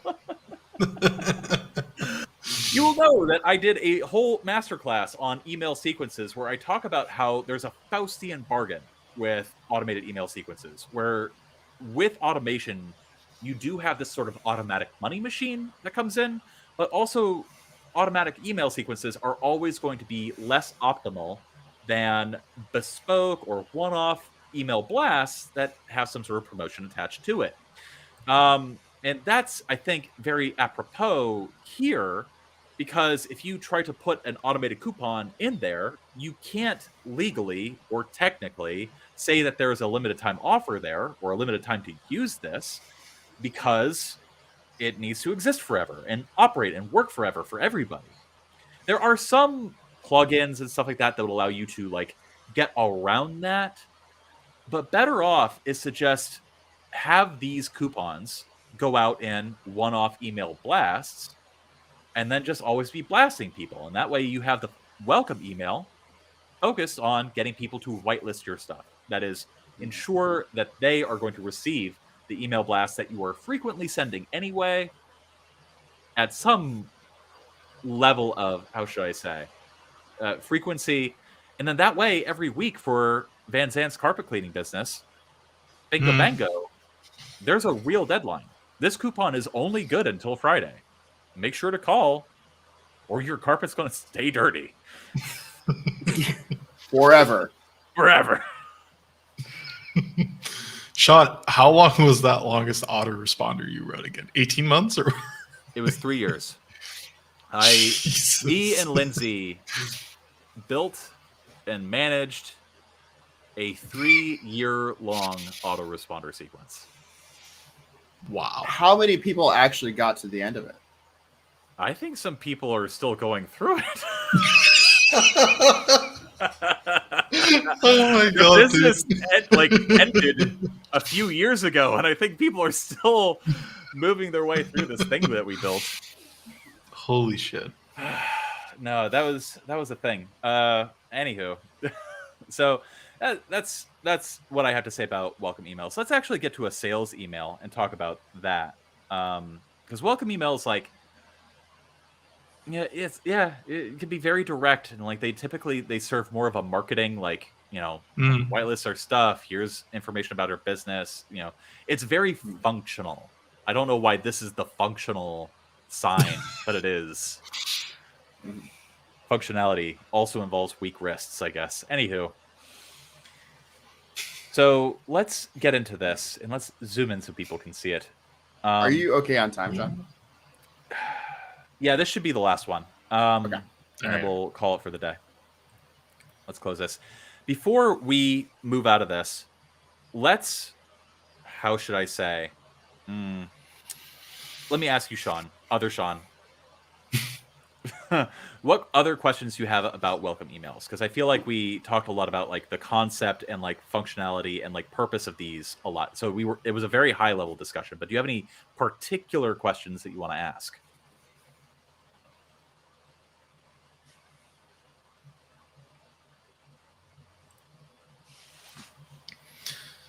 That's cool. He's worked with physical coupons. Don't really see that a lot. Yeah, physical coupons are fun, but yeah, with stuff that's actually attached to an e-com store, like you have to be very cognizant of like, when does this coupon expire? Like, who's going to get it? When are they going to get it? How are they going to see it? How are they going to access it? Like, these are all things you have to keep in mind when you just send out a coupon.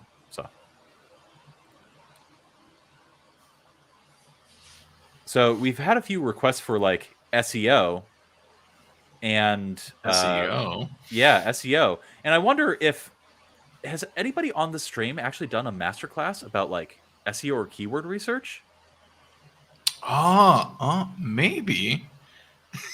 It's, Yeah, it's me. Yeah, I've actually done a masterclass about keyword research because that's pretty much the most important thing when you're doing content marketing.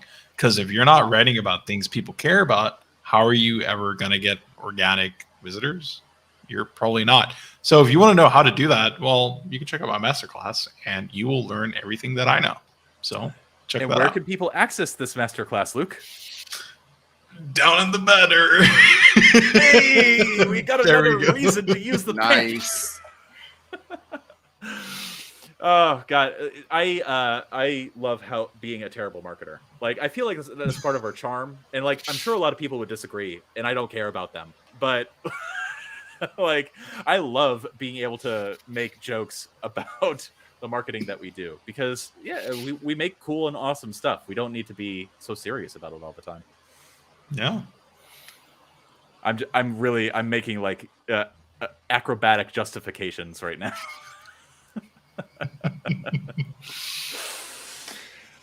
Anyway, so Sean says that he's good. Let's go on to the sales email. So, Okay. and we went through the line. We did me, Luke, Rod. So I will do this one, and this will close it out for the day.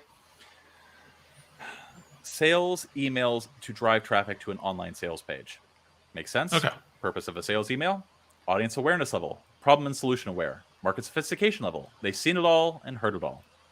Okay, so I'm assuming this is most aware, audience awareness level, problem solution aware.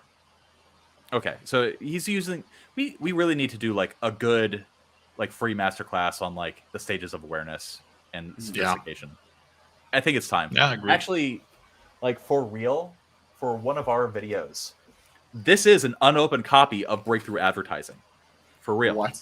Yeah, this is a $350 book that I just haven't opened. Like I've read it, like I've read it a bunch of times, but I got a copy so that I could specifically, like for a YouTube video, do it like an unboxing of like this $300 book. That's clever. And so I wanted to like do a whole YouTube video, and you guys can of course come along too, of like unboxing a $300 book, the secrets inside the $300. Man, I shouldn't have unboxed mine.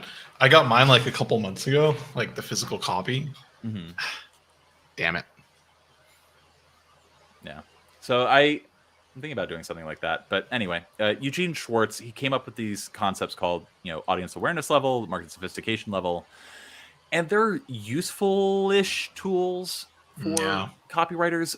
I think I'm of the opinion that the more copy that I've seen from newbies and juniors, the less useful I think these concepts are, actually. Agreed.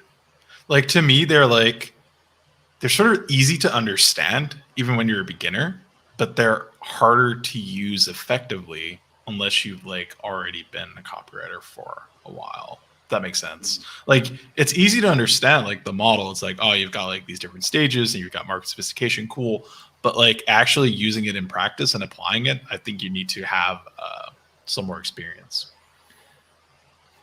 It's funny. I think they're less useful now because, at least for our audience, I think on average people are a little bit more sophisticated in their understanding of advertising than maybe people were back in the day.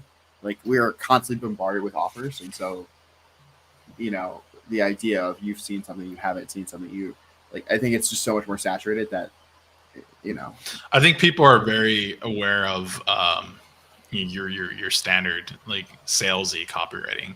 Like lots of people have a big allergy for that, which I think is a little over exaggerated, perhaps. But yeah, get what you're saying. By the way, Luke, you made a Reddit comment earlier, and I think I sent this via Discord. That was mwah, like a chef's kiss. Like, I really want you to make a reel and like a YouTube short about that, because I think that's a very powerful insight. It tags along very well to Alex's video that is available on youtube.com/copy that. I'm not going to show the banner because I haven't made it yet. Like, seriously, like that comment was just me being like, people dislike direct response because they've not seen enough good direct response, and that's why they dislike it. Yeah. When do you guys link the comment? I have not seen that. I will. Is it from the Wow. copy that account? No, it's from from, my, Luke's account in a thread. So you can cyberstalk him later. Anywho, so I just bring that up because I think that even better plug, but you weren't prepared. Oof, lost points. Yep. Hey, we're new to this StreamYard thing, man. dude, StreamYard though, like if we could become an affiliate of these guys, I would plug this software like any day. Like it's so good. Oh It's yeah, so good, no, man. there's certain stuff where it's like I don't even need to get paid to shill it.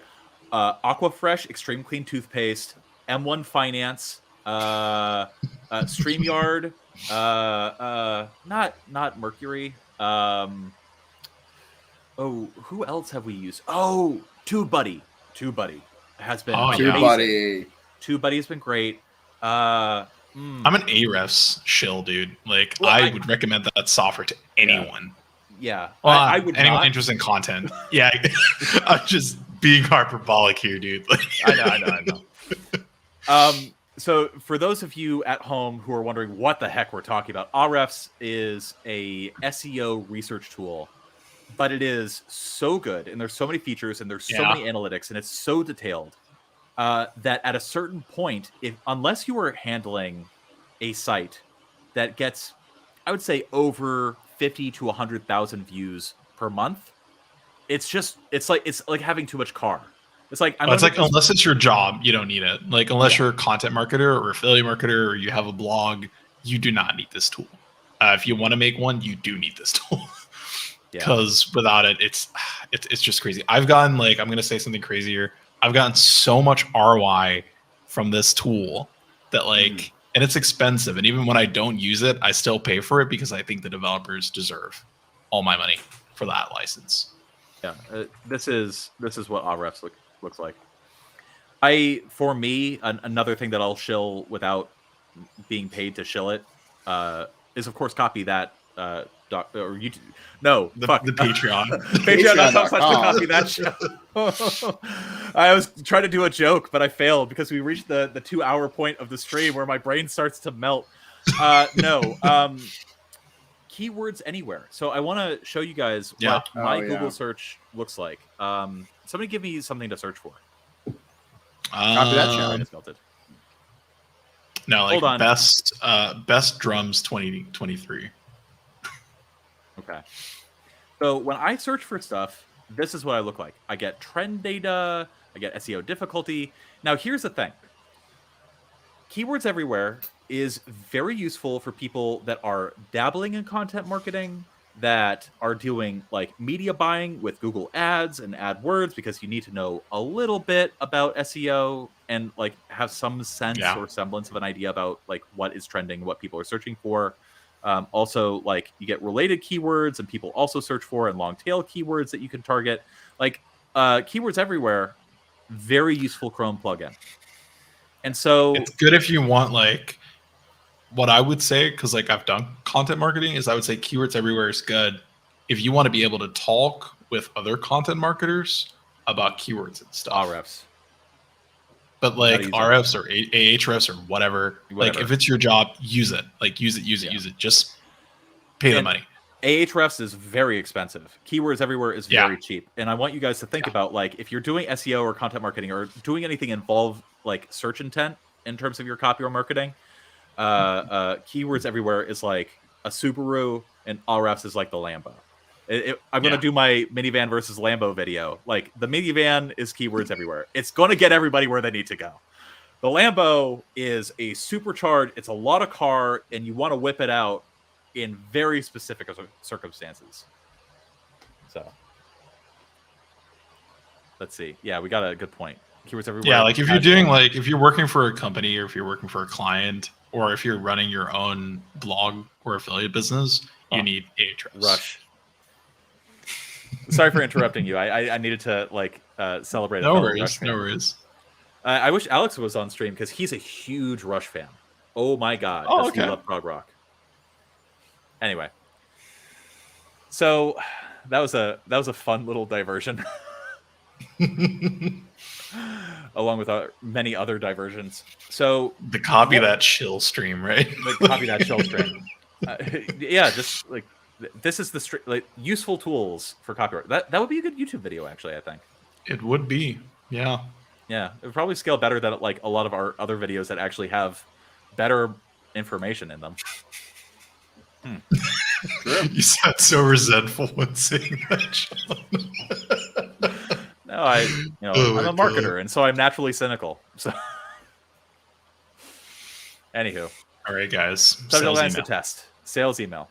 Subject line 1. Attention, carpet neat freaks. We've got some incredible deals for you. So, if you had to workshop this particular subject line, what would you say?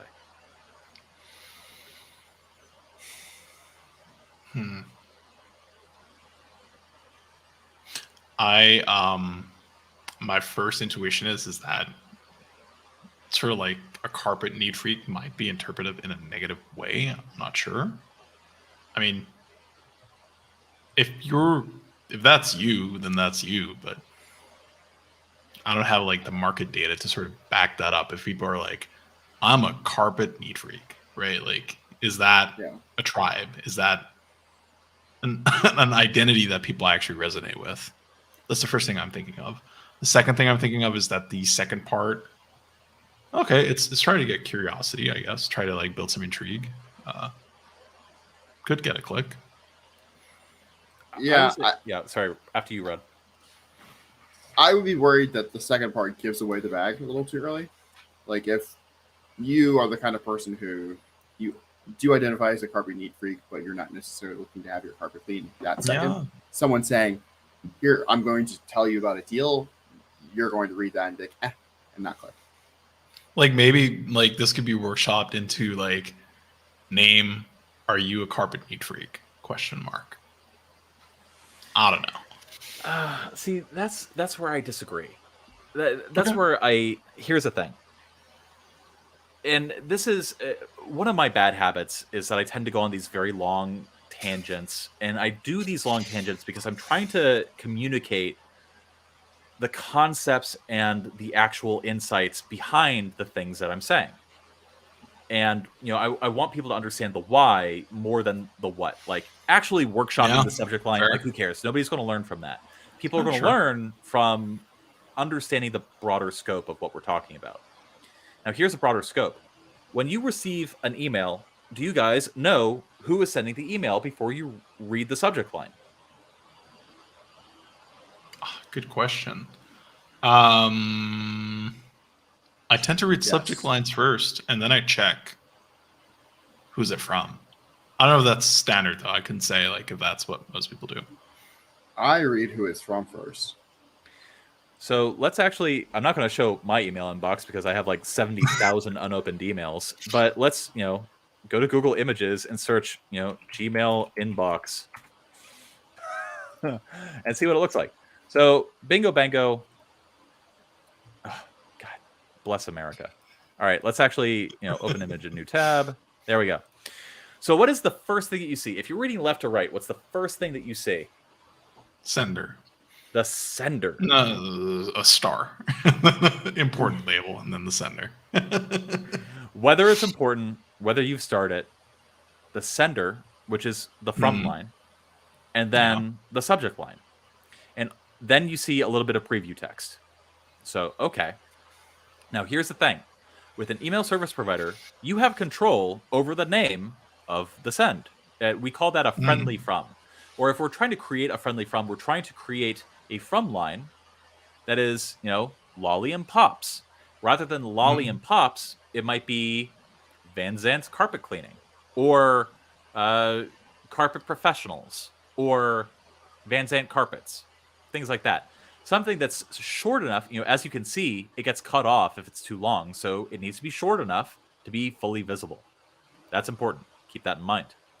Then you have an actual subject line. Daily skim. A tornado flew around my room before you came. Great. Super fantastic. That's a subject line. Then you have a little bit of preview text here. All these things are adjustable in an email service provider. So you have the sender. And so if you get an email from Van Zant Carpets, and then you see the subject line, "We've got some incredible deals for you," are you going to be confused? Nope. Do you need to be called out? Not really. Not really. Like, the message is very clear. So, did I really just use a vine? I don't know what that means. Anywho, so that's an important thing to keep in mind. Like, there's a deep interconnection between the sender, the subject line, and the preview text. And people interact with and absorb all this information almost instantly. And so you don't need to, unless like you're trying to call out to a specific sub niche of your email list, stuff like this, not super necessary. Dude, this reminds me of like what. So you remember when Alex wasn't part of the show yet, and we had an episode with him where he talked about tribes. I think it's very relevant here. Like, and like I sort of like already alluded to that. Like, is this a tribe? Like Carpet Neat Freaks, is this a tribe? If I were to guess, probably not. No need to call out and like resonate with that identity when you can just say, "I've got some deals for you," right? Obviously combined with the sender data. Rod, you have I want to speak face. I'm just thinking about this. I might disagree a little bit. Okay. In that, even if these callouts are redundant on like a literal basis, they know who it's coming from, they know what the business is. There may be some sort of priming functionality here in that if you can sort of speak to the identity group, say, get the people to have, True. oh yeah, I'm a part of this group or whatever. The subsequent thing that you say may be interpreted differently than if you just say that one thing outright. And so if we are trying to activate people on the sort of identity affiliations that we think are valuable towards our marketing, there may be some functionality in using those sorts of callouts, even if they are taking up space that we might want to reserve for other sorts of more direct messages. No, I totally agree 100%. Yeah. Like, for example, I would think, from line Van Zandt's Carpets, subject line Sean, first name Sean, comma, I've got some great deals for you. Like, I know immediately what's going to be in that email. I know immediately what I want to see.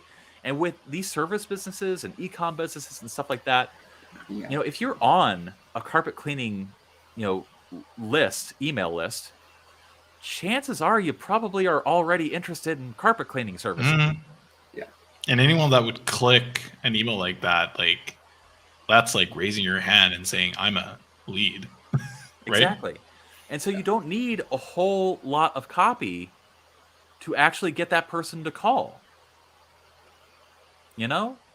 Like you literally show a picture with like that's a fake coupon and says, 35% off if you are ready to get your, carpets GI'd or cleaned up or, I don't know carpets. Exfoliate your carpet. Oh my God, that's amazing. But like with that kind of copy, with those kind of services, if you're doing an incredible deals email, you don't need a lot of copy because again, you already know people's intent. You already know the psychology there. So this point, attention, my fellow carpet neat freaks softens the potential insult a bit. Idea just because you include yourself. Yeah. Oh. Yep. Mm-hmm. I would actually like if I wanted to like go into that particular direction, I would sort of remove the identity mechanism and just sort of lean more into just the idea or the desire to have clean carpets. So I more likely would say something like name like Sean, don't you love a super clean house or super clean carpet? Don't you love, a clean carpet and a nice fragrance in your home or whatever, right? I probably go into in the morning. Exactly. Like I'd go more into the belief and into the want rather than the identity, because the identity feels like a hit or miss, where if you go for the identity, you might not get the desired result. Yeah. And that's a big thing too with these kinds of emails, where if you're just giving people a discount to people that already have high intent, you don't need a whole lot of copy in the email. At that point you're just overwriting, and it's only then will I ever admit that long copy is insufficient for the cause. He said it. Yeah. Otherwise, Sean I'm did a it. strong, big, powerful proponent of long copy. Now, in this particular business's case, here's where I would use long copy. Subject line: 3 health problems your carpet might be causing you. Yeah. Okay. So we got specificity there. We got problems. We have intrigue. Okay. And what is that email going to be about? Well, it's going to be informational. It's going to be engagement about the actual health problems that a dirty carpet can cause. Allergies, mold, yeah, I don't know, foot fungus. And then Lord. then at that point, people are now familiar. They now have in their head, oh crap, a dirty carpet is not just a dirty carpet. A dirty carpet is also causing my athlete's foot.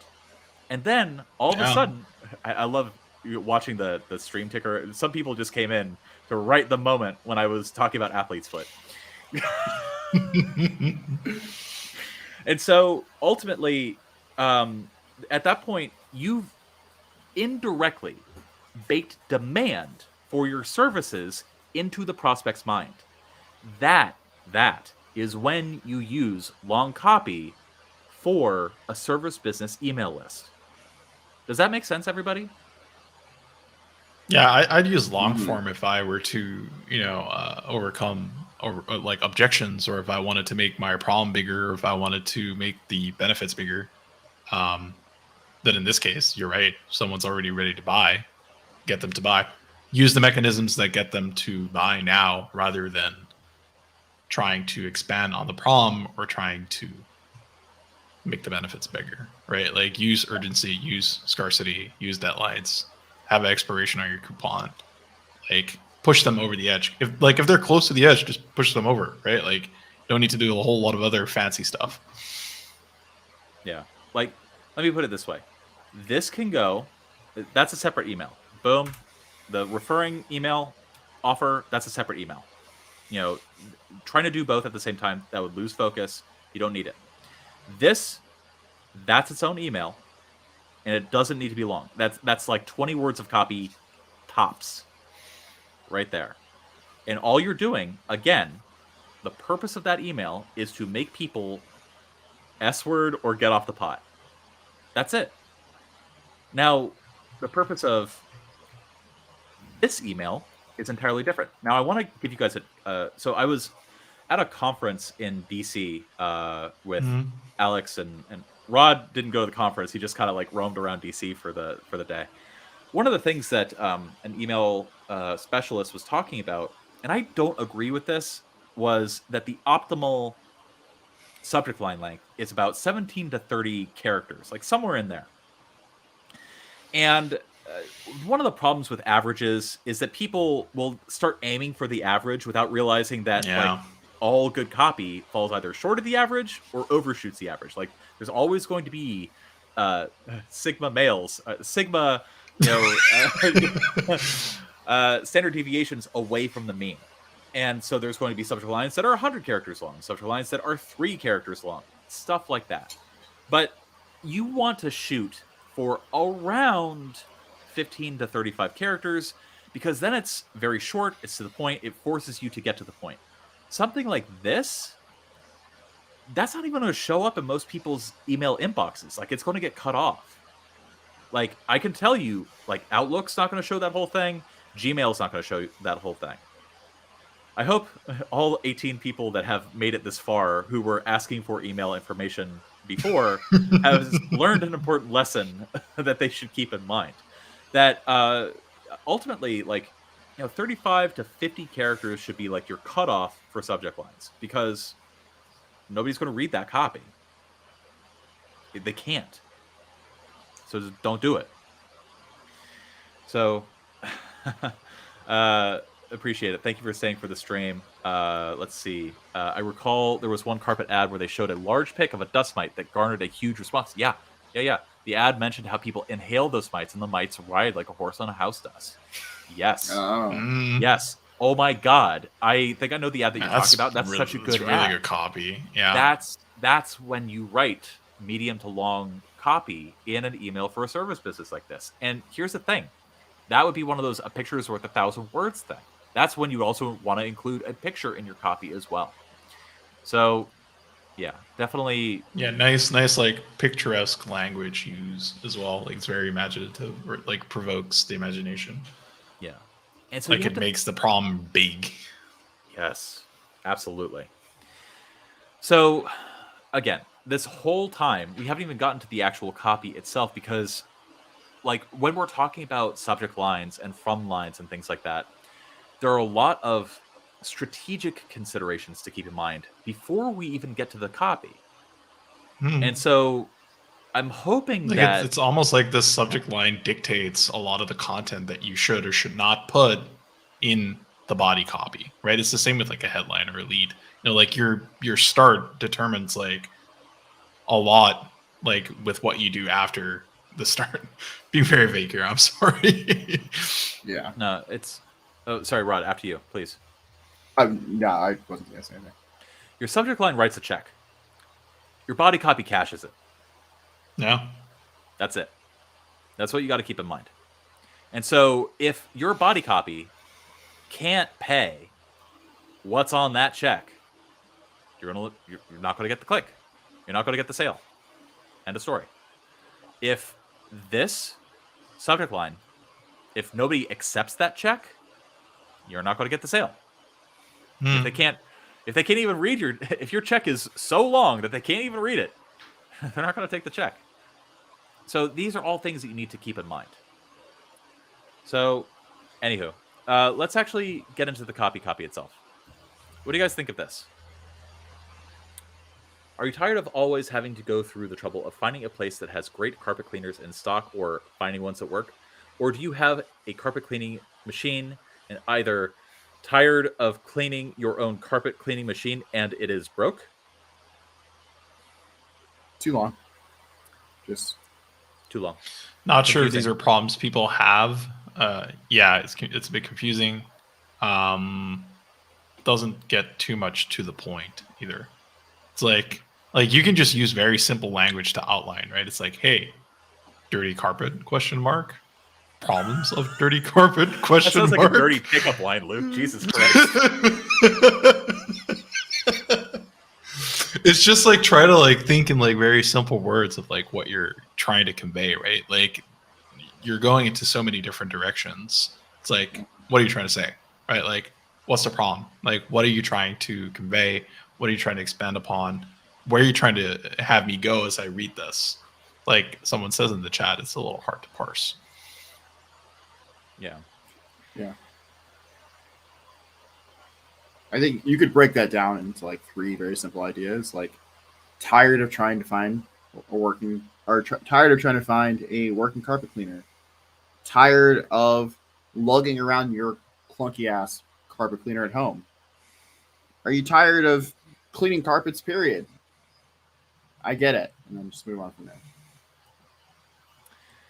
So, let me ask you guys this: is a problem that people have that they one own a carpet cleaner? Okay, let's talk about this in terms of like populations and samples. Luke, I'm sure you'll appreciate that. I know where you're going with this, so Yeah. I'll let you do the magic trick. We have the universe of people that is all people.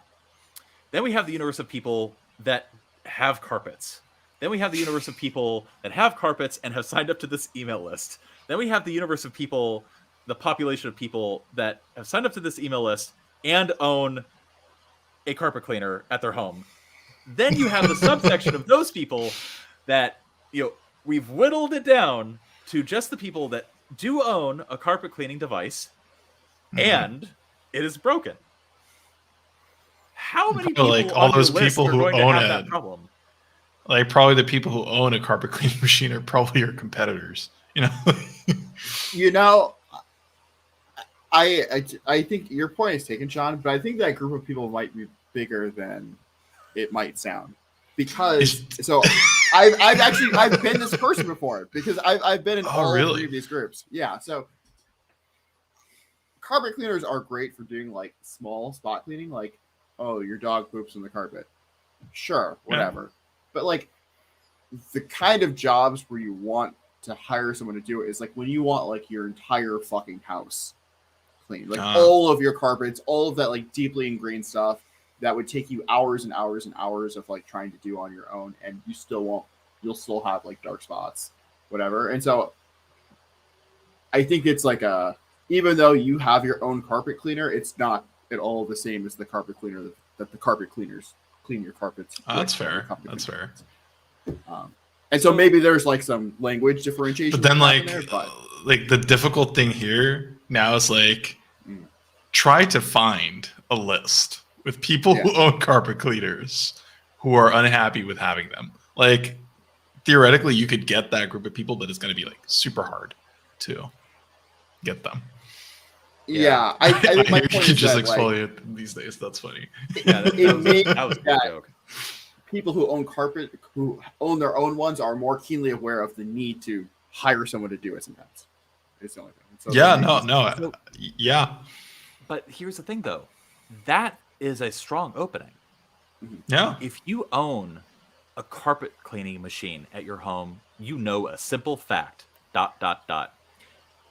It's a pain, and it's not enough. It's a really good opener, because that even shows the people who don't have it that they'd rather actually hire a carpet cleaner than buy the damn thing, right? So it's like very indirect selling. I like that a lot.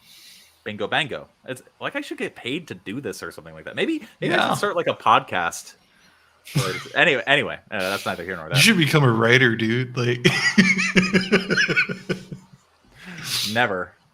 Do you write some understand copies? Oh no.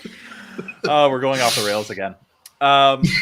So obviously, like when we encounter a situation like this where it doesn't feel like the copy is working from like paragraph 1, my general sentiment is we typically don't need to keep reading, because would a prospect keep reading? Yeah, good point. And so when I have given critiques in the past, and when I give them in the future, one of the things that I'm going to try to articulate is like, it's not your copy.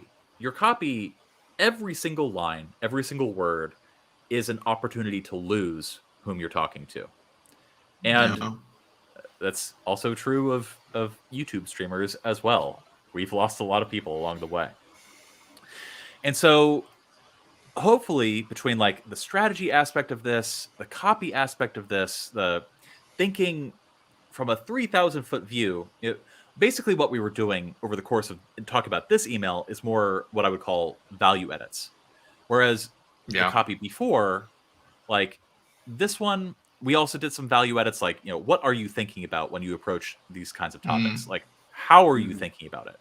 Whereas the copy that we started with, I would say it was more functional. Like, stuff needed to be moved elsewhere. Stuff needed to be emphasized. Some other stuff needed to be downplayed. But this copy, like, it would be good placeholder copy. It's publishable. Like, get started. But you could definitely make it better.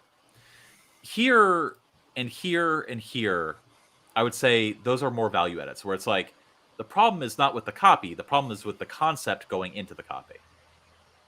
So you'd almost say this stuff is complicated, huh? Oh my gosh. No, I would say that this is so easy, and everybody can make 6 figures per year with their toes in the sand on a tropical beach, can do it, right? working 4 hours a week. Oh, driving Testarossas based off. Anyway. Ridiculous. So I think that that's enough for today. And I want to turn it to the comments, because I know, Luke, you're probably a very sleepy boy. Rod, you're probably a very sleepy boy too, even though we're in the same time zone. I'm a very sleepy boy. I still have a lot of work to do. But I want to turn it to you. Few things. 1, do you have any questions about what we talked about today? 2, Sean, do you feel like these comments and this advice was helpful? And then 3, what would you like us to cover in the future? We definitely got some information about SEO. Some people wanted Luke's grammar masterclass, obviously. Very few people. But what else can we make for you, or what else can we answer for you that can help you?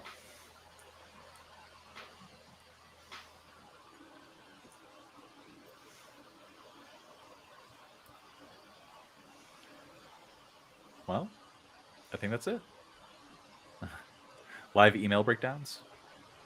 Yeah, I mean, I'm sure that in some of these miscellaneous streams that we can do like sales letter analysis, email copy breakdowns, and stuff like that. Rod, I know you really like that stuff. I really like that stuff too. Like copy breakdowns. If you want, like, we can do this as well. Like, I don't know, on a weekly basis or like bi-weekly or monthly or whatever. I think that we should have a Thursday stream every week. What do you guys think? I think so too. Yeah, absolutely. And now that we just have rotate it, we can do that. It's so good. I'm really happy with this one. Yeah. The only thing that I would say that I love more than StreamYard is the patreon.com/thecopythatshow. Because me too. That is the only place on the planet where you can find all of our master classes, our book, various things like that. You get access to exclusive channels. And then obviously, if you want to have your copy reviewed live on stream, as we've done when we weren't going on horrible tangents, you can submit your copy for review. I don't think we're going to do copy reviews every single Thursday, but we are probably going to do Q&A sessions. We're probably going to do bonus streams. We're probably going to do email breakdowns and copy analysis, things like that. And obviously, if you want access to all those exclusive bonuses, patreon.com/thecopythatshow. If you're on YouTube, we also, like, if you just want to do like a try before you buy thing, we have a YouTube masterclass sampler that I built. Here, like, let me show you guys. Like if you don't want to commit to Patreon, like if you're more of a, like, you're still in that exploratory phase, you know, maybe you were just divorced and you're like trying to like figure out, like, you know, play the field a little bit, things like that. You know, you've had a course that burned you before and took your Testarossa. Well, then we have these members only videos that you can access and you can just see them. And if you like what you see, you can obviously get stuff. Oh, thank you. You can get stuff. I'm so bad. I'm so bad at pitching live. But yeah, we put 12 of these up just so that people could have like a good sampling of like our beginner level masterclasses. We have advanced level masterclasses too. Like, for example, Luke's SEO keyword research masterclass. That's definitely going to be more of the senior level, advanced level masterclass. But all the beginner level ones, that's all available on YouTube. And, you know, if you want to check it out, you can check it out. But, you know, no pressure. We are going to be doing one of these every single week. And we like it, and we like you. And we hope that you have a wonderful night. So, let's see. We have email copywriting breakdowns. We got bullets. How to write emails from sales letters and do live email writing stream. If you guys, do we have content about writing emails? Yes. And we have, I feel like that way back in the day, if you sign up for Patreon, you can see this. There was like a 16-hour email writing session that Sean did. You could watch him write emails for 16 hours on a stream. It's insane. 16. You don't want master classes as well. Like, we've got a master class about writing sales emails. We've got a master class about writing sequences. Got lots of stuff on there.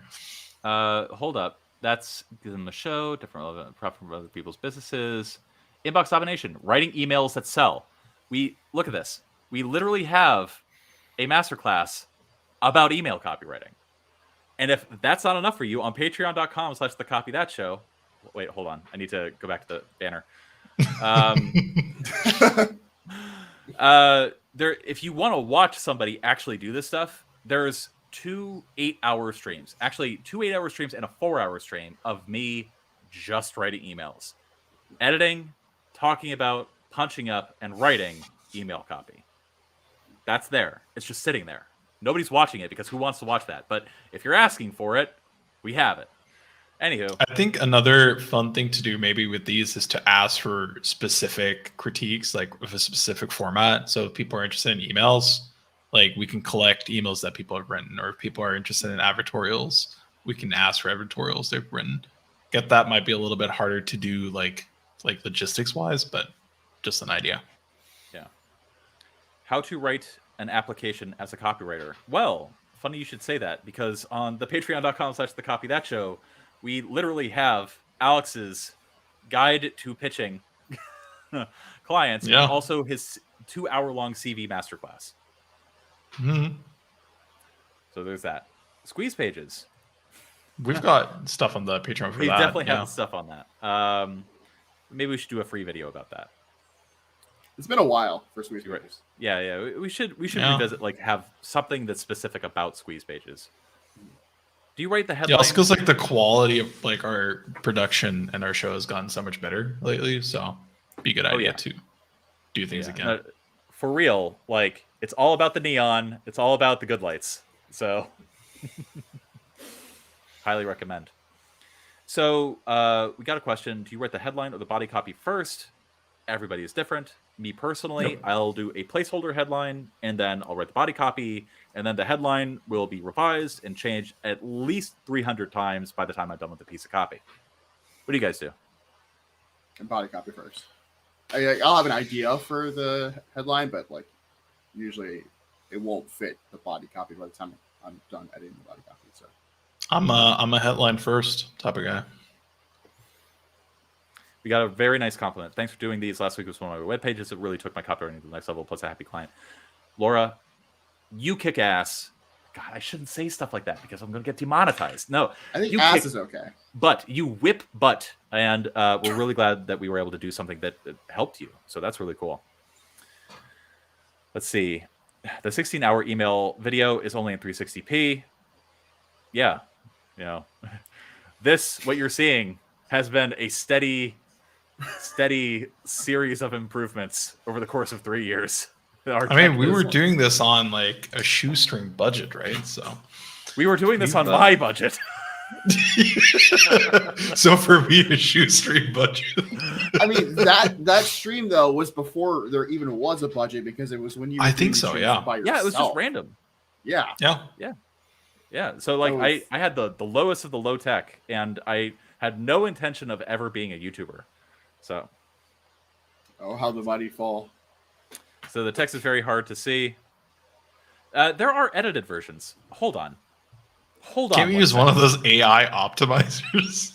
No, you know what? Everybody who's watching the stream right now is going to get to see like what people get when they sign up for the patreon.com/the copy that show. Hold up, I need to do the banner. Yeah, boom, the banner. I love this shit.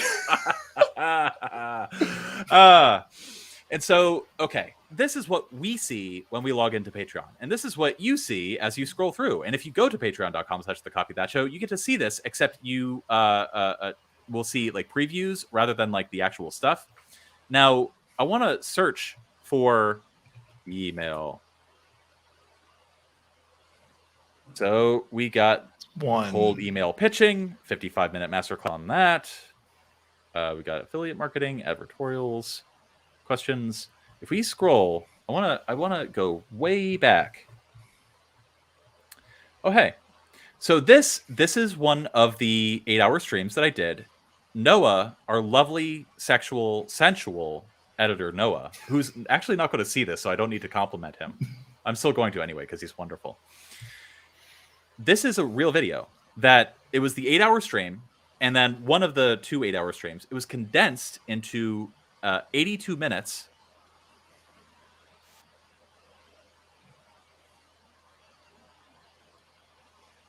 Dude, your lighting is so much better now. So if I recall correctly, hold on, there's actually that. So I think he zoomed in. Hold on. I wonder if I can zoom in. Yeah. Yep. Hold up. Oh God, this is my awful face. So go through, and what he did was he actually zoomed in on the text as I was writing it. So these edited versions are a little bit better. They're 720p Okay. as opposed to 360p. So hopefully that absolves or resolves some of the issues that you had there. And Sean the banner, yeah, I love this freaking. We can make banners. Hold on, I'm going to create a banner right now. Hold up. Who said that? We are love. Oh, wait, we can use those too. I just realized. Yes. That's awesome.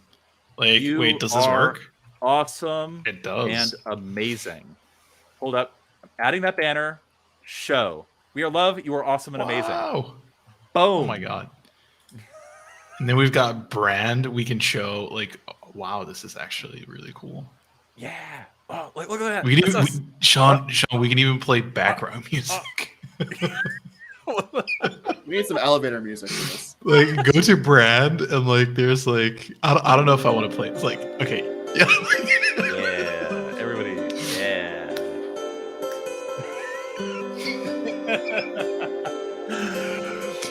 This was the end to the by the copy way, that critique stream. Once we fall off the cliff like this, the stream's over. Like, you don't have to stick around. We're not going to deliver any more value. We're just going to goof around a bunch more. We got to talk with really deep voices now, like sound all dreamy. Like, this is the end of the copy that stream. Can I be a banner? Tubbs wants to be a banner. Okay, hold up. I can do this. I can do this. Boom.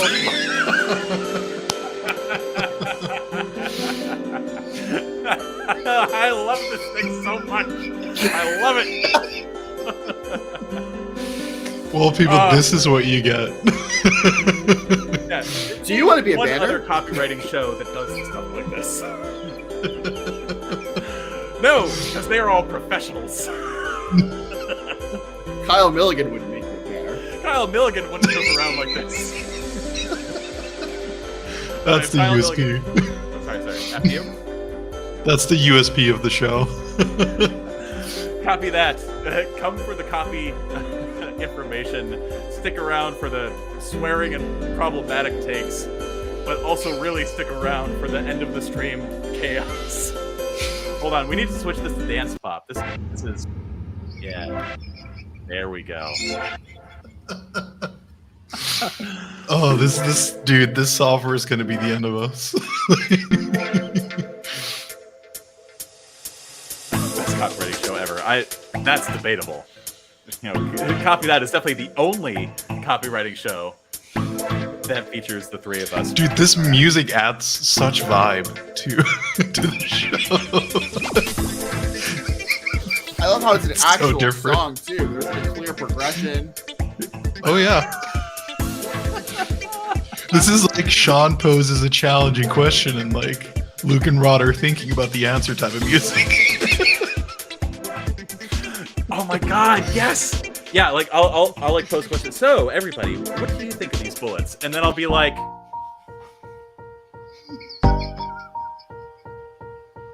Oh, that's so funny. we also have lo-fi. Oh my god, I can control the volume. Nice. Oh my god, that's so obnoxious. Noah's gonna hate us for this. Well, Noah doesn't have to edit these.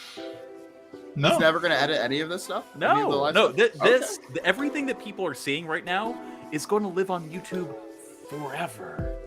No. Everything that people watched is going to be left alone to exist. I like this outro music though. This is good. This is a bop. Oh yeah, here, let's crank it up. Yeah. Shout out to Sean though. Good Shout out night, to Sean. good show. All right, people. Good Copy show, plus huh? comedy. Fun stream. Guys, girls, everything in between. I really enjoy doing these. Luke, Rod, I really enjoy you guys. Like this feels like a throwback to how copy that roots. Copy that roots. That's the name of this stream.